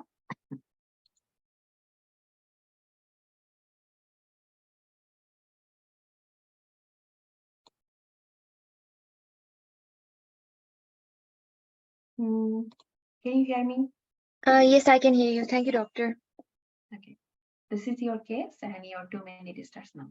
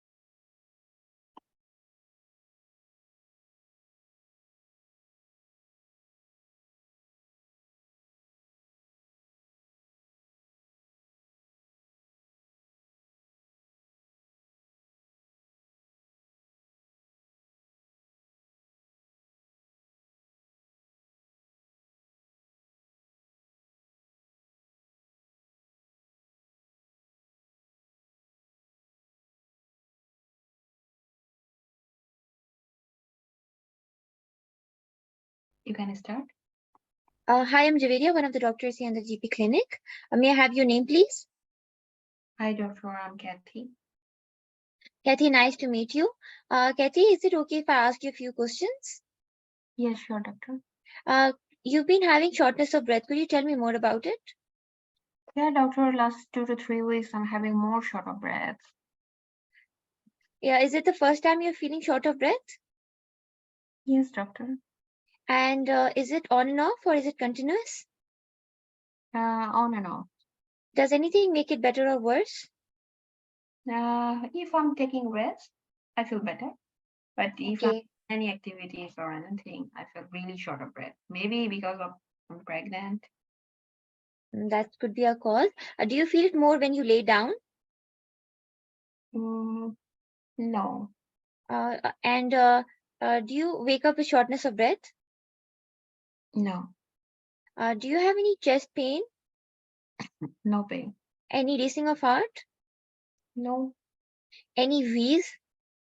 no, Any fever or cough? no, doctor. Okay. And how's your pregnancy been going so far? Pregnancy is going good. Do you have any tummy pain or bleeding? No, Any discharge or rash? no. And is this your first pregnancy? Yes, doctor. Okay, congratulations. So did you do your Down syndrome screening? I did, doctor. And do you have any headache or blurring of vision? No. Any swelling in your legs? No. Okay. And do you have support for your pregnancy? Yes. And how's your mood been? My mood is okay. Do you feel the baby kicking? Yes. Okay. Okay. Is it a single baby? Yes. Okay. Okay. Thank you so much. I'd like to ask for physical examination findings from examiner. Okay. That is here. Okay. Medicine.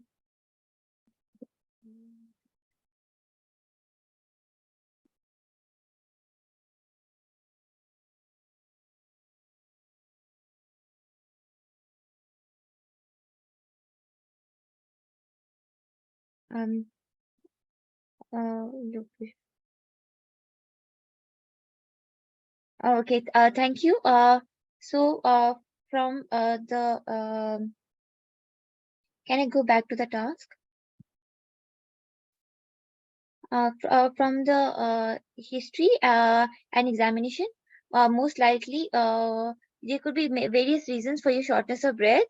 It could be because I found that you were pale, so it could be because you have less hemoglobin in your blood, which are cells, which is basically a pigment which is used to carry oxygen throughout your body. It could also be because you have a murmur in your heart, which is an abnormal sound. Please don't worry. It could be because of your pregnancy, or it could be because of like a previous reason, like maybe some abnormality in your heart. So normally, your demand for oxygen increases in your pregnancy because it's a hyperdynamic state, and because of this, your heart is having to work harder, and as a result of that, you're getting shortness of breath. So I'm thinking it may be because of mitral stenosis. So as your heart has 4 chambers, and the mitral valve may over here may be narrowed, and as a result, you're having this a murmur or abnormal sound from your heart, and which may be why you're feeling short of breath. Are you with me so far? Yes, doctor. So in order to manage that, I will need to refer you to an obstetrician, and you will be managed in a multidisciplinary team in a high risk pregnancy clinic, and they may decide to shorten your labor and they may induce your labor. But don't worry, they are experts in their field. But it all depends once we confirm it by doing an echo, which is basically an imaging of the heart. And then they will also give you good pain relief options in your late pregnancy towards the delivery. Okay, so and it does have chance of complications, but I don't want you to worry about it. It's very good that you came here. So it can result in some in child, it can result in distress, and it can result in the baby being small for his age. And in you, in the mother, sometimes it can result in heart failure. But those are the possibilities, but they are not that likely, especially because you've been doing so well so far. Okay. Okay. So please don't worry about it. And do you have any questions for me? Anything else that I need to know? You will just be followed more frequently with ultrasounds and more frequent visits to the hospital, and they will deliver the baby at term. You will be able to do normal vaginal delivery most likely, but it will be decided by the specialist when the time comes for it. Okay. Okay. And you can come back if you have any more questions, and I'll give you reading material, and I'll review you once your result comes back. Um, and I'll also do ECG for you and full blood count and iron studies, because you seem to be a little pale as well, in case you may need some iron supplementation. Yep. Anything else? No. Okay. You still have 1 minute 20 seconds. Okay. If you have any increased shortness of breath, any chest pain, please come back to the emergency department. Okay, I will. Okay. Thank you. Very good time management of Rojaveria. Physical examination to onward, like diagnosis management, that was really nice. History, that was a bit short. Okay, so look, you still have 1 minute 20 seconds, but based on the physical examination card, you made a diagnosis is a mitral stenosis, but you didn't ask me proper history. Okay, so Yes. try to ask like details history. For example, the history that was missing, you didn't ask me any bleeding history, like to rule out like any anemia question, any dizzy feeling.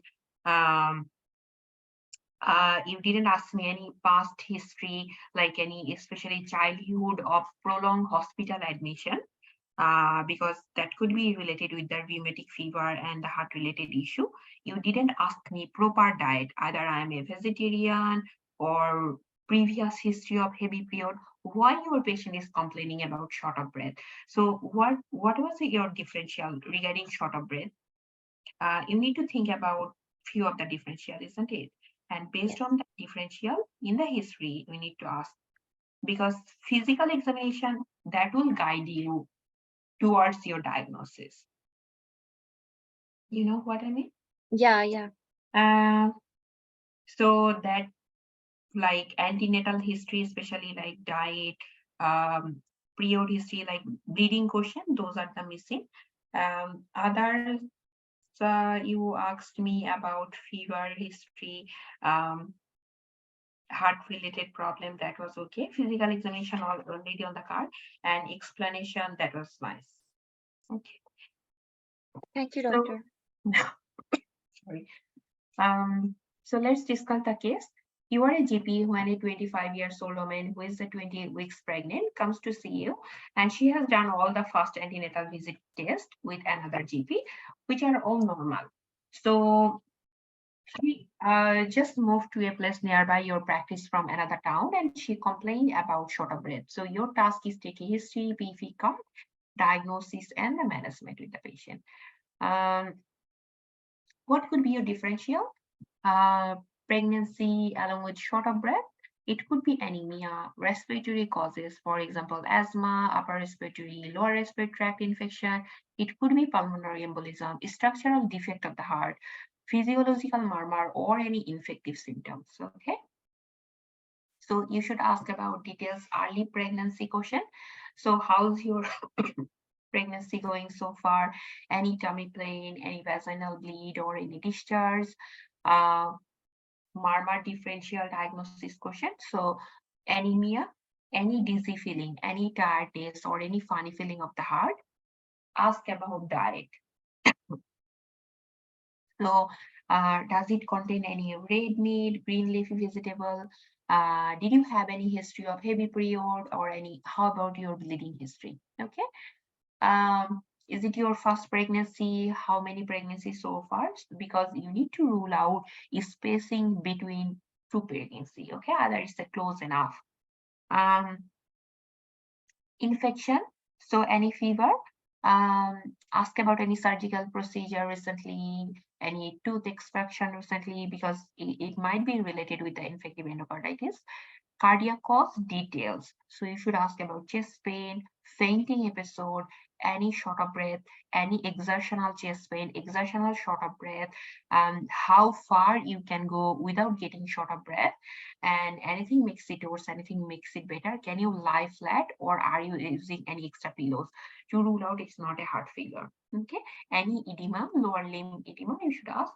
A risk factor question, any previous heart disease, any previous medical or surgical history.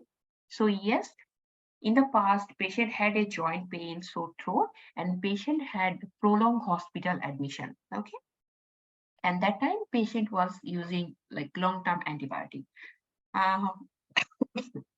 You can ask about blood group. Have you done Down syndrome screening? Any previous scan done? Did you take folic acid? Please ask those things. Okay. Physical examination, pallor positive, dyspnea positive, patient vital is stable, but we can appreciate there is a like added sound. Sorry, there is like low pitch murmur positive, and other findings are pretty okay. So you can say from the history and physical examination, I'm thinking you are having a condition, we call it a structural defect in your heart. We call it mitral stenosis. So you can draw a picture. You can say heart has a 4 chamber, 2 upper and 2 lower, and blood normally flow from your upper to lower. Okay, and that is controlled by the valve or door-like structure. Okay, so on the left side, door-like structure, we call it mitral valve. In your case, what happened? That valve becomes narrowing. Okay, and it can cause like when the blood flows, so it cannot freely flow, and that's why like you feel short of breath during exertion. Okay, that could be the reason of your childhood infection. Other reason, another thing also, like pregnancy itself is a hyperdynamic state where there is an increased volume of the blood, so the heart needs to pump more frequently. Okay, what I'm going to do now, I'll refer you to the high risk pregnancy clinic. From now to onwards, you will be monitored by multidisciplinary team approach. Okay. So in here, what I'm going to do, I also refer this patient to the heart specialist. They are going to do echo to confirm the diagnosis. Remember, it's a key point in this case. You have to make sure the diagnosis is confirmed. Okay. You can arrange further necessary blood tests and high-risk pregnancy clinic, MDT approach, where there is a me as a GP, obstetrician, cardiologist, pediatrician, and anesthetics would be there. And you need to go for more frequent antenatal visit. Okay. You can say your patient might ask you, doctor, what happened to my baby? So you need to mention like we are going to monitor you and your baby more frequently from now to onwards. And as far as delivery goes, unless any like severe mitral stenosis or any heart failure, you can have normal delivery. Okay, but it should be done in the tertiary level hospital under the guidance of the specialist. Okay, and where there is a continuous monitoring of your vital, continuous CTG for the baby. Okay. During the delivery, if oxygen needed, we can give you oxygen. You can mention we are going to give you pain, like pain relief. just you will be offered a stress-free labor. Okay, and we try to cut down like second stage of labor. So that time we might be going for any forceps or vacuum, but don't worry, those discussion will be done by the specialist. Okay, you can provide your patient to the reading materials and review your patient after heart specialist appointment.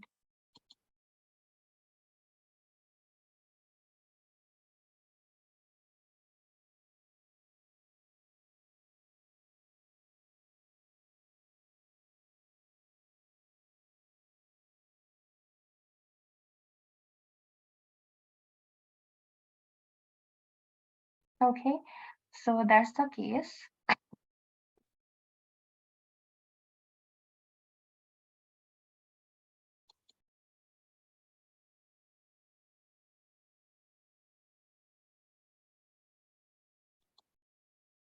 Hepatosplenomegaly, it could be due to related with the MS. But at this moment, we are not going to do anything for that hepatosplenomegaly unless it's like life-threatening because patient already pregnant. Our main concern is heart along with pregnancy. So we need to refer this patient to the high-risk pregnancy clinic, and we try to cut short the second stage of labor.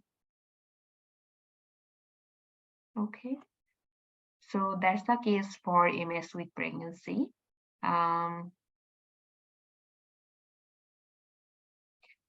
So what I noticed, sorry, 6 candidates performed with me. Most of the candidates, like they really did well, but I haven't noticed anybody while they read silently, like physical examination, nobody involved their patient.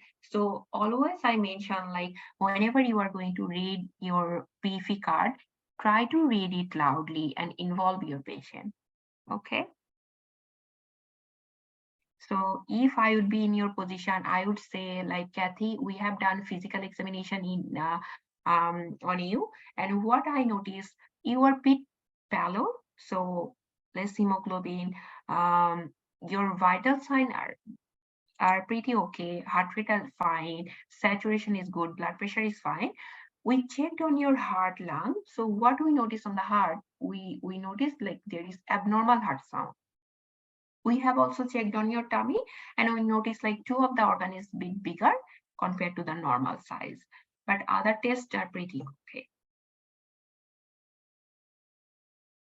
In this way, I would prefer to explain to my patient. Okay, so that's all for today. Do you have any question? You can write it on the chat.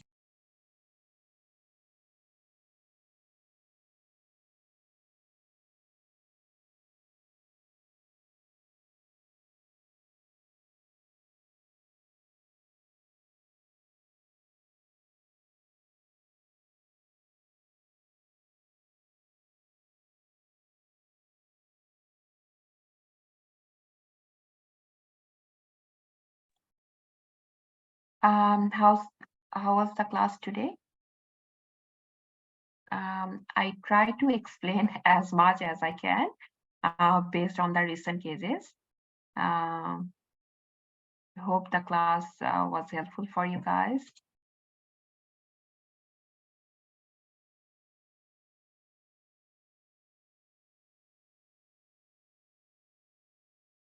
All right, Dr. Cynthia, thank you so much for the class. So I hope you guys enjoyed the session. Is there any questions that you guys are having in today's session?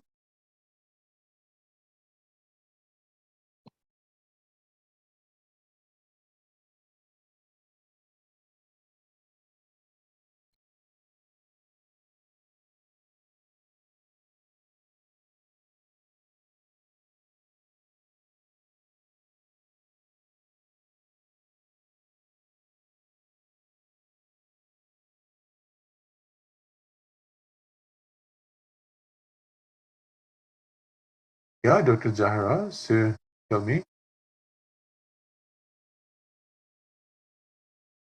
So about this physical examination, reading it loud or not, so it actually depends on a lot of factors. So there are two ways of doing this. So sometimes we have found that in the exam, they say that you don't need to read it loud to the patient. So in those situations, there is no need to do it. And the other way that you can explain the physical examination finding to the patient is that, remember I told you that, let's say on the physical exam, they have given you some information, which, let's say there is a murmur on the heart, and you would not read it loud in exam, but once you finish reading it, you can just say that, thank you, John, so much for all the information.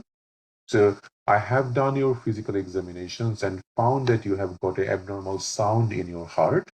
So that is what we call as murmur. And based on your history and this finding, I'm thinking that most likely you have got, let's say, aortic stenosis. So that you can say in that way, that's fine. But many times we have seen, even in the exam question, they have written, you don't need to read it loud to the student. So in those situations, we made because there is no specific information in here that do we read it loud or not, and there is no specific guidance from AMC as well. So it's not like if you do it, they will just make you fail.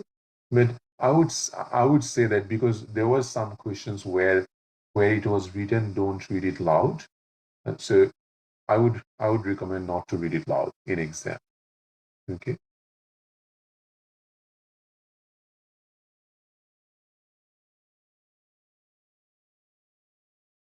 And the other thing is that if we don't ask for the fundoscopy finding or miss it, it is a chance that invigilator might not provide that. No. Now, the thing is that, Dr. Thas, if we are talking about online exam is not about asking finding from examiner or invigilator. Most of the time they provide a card and on the screen, and you just read that card and that's it. In cases where if they're asking about explain what physical examination you are going to do this patient, and explain that to the examiner, and after that on the screen a finding will be provided. If something like that is given, then as you have noticed when I have done the class with you, so you'll just explain what physical exam you are going to do, and then whatever was supposed to be given to you will be given to you. So online exam, they can't just change the finding accordingly. So that's why if there is a card supposed to be given, whether you ask it or not, that card will be provided to you. But in that case, you can get some like negative marking. That's all that can happen, that you haven't asked something very important, or you haven't explained that you would do fundoscopy in a patient who has got hypertension. So that might be a negative marking, but that will be provided to you anyway. Okay.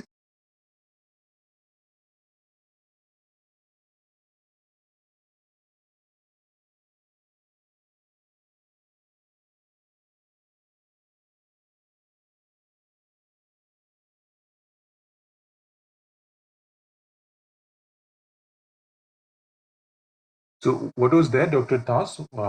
As there are instances where they say not to reveal uncle's arcs. So what's the uncle's arc? Unless, okay, sorry. Yeah. That happens in face-to-face. If you don't ask it to the examiner, then the examiner will not give it to you. That's mainly the face-to-face, and handbook was written a long time ago. That was mainly focused on face-to-face. It's not like a negative marking like that. It's just like there are some key steps in each case. They have a key step that you have to ask. You should ask those points. Like, let's say whatever case that you have done today, let's say we have done aortic stenosis case last time, and in aortic stenosis, the examiner will be looking for a few key points that if you are asking it or not, 5 or 6 key points, and if you don't ask those key points, chances of passing that case is low. Okay, so there is no negative marking or something like that, but it's all about key points. Are you asking the key points or not?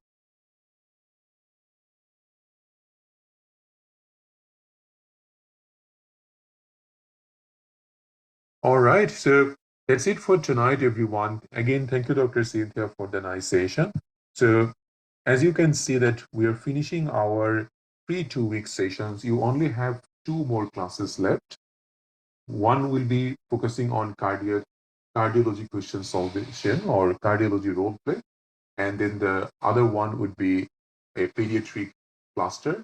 So we have already posted in the Facebook that if you haven't joined the course yet, and so far you are liking how we are doing the classes, I would recommend you to start the process of admission, because it takes some time, and we always ask you to do it as early as possible so that you can start joining with us and start preparing with us smoothly, because everyone who has joined already, they got access to the portal. They can see the previous batch recording. So that's a very important thing. Don't waste your time anymore. You will be able to see that like every month there is a huge amount of candidates who are passing the exam. And that's most of the time we see that even if just 2 candidates pass in a date, we have at least one of our candidates who is passing there. So it is we provide such a course which comes with very affordable price and a longer duration. So 5 months course, which taking classes three days a week, providing all these recorded classes and everything. It has everything that you need, not only to pass your exam, but also to get a job offer in Australia. It helps with your registration pathways. So I would say that if you are still confused, maybe consult with someone who has done the course, but don't waste your time anymore. Okay. Our orientation class for this batch will be on 25th. So if you're planning to join, please make sure you join before that. Okay. Yes, so random role play classes, the notes will be provided in the portal. That will be under sample question.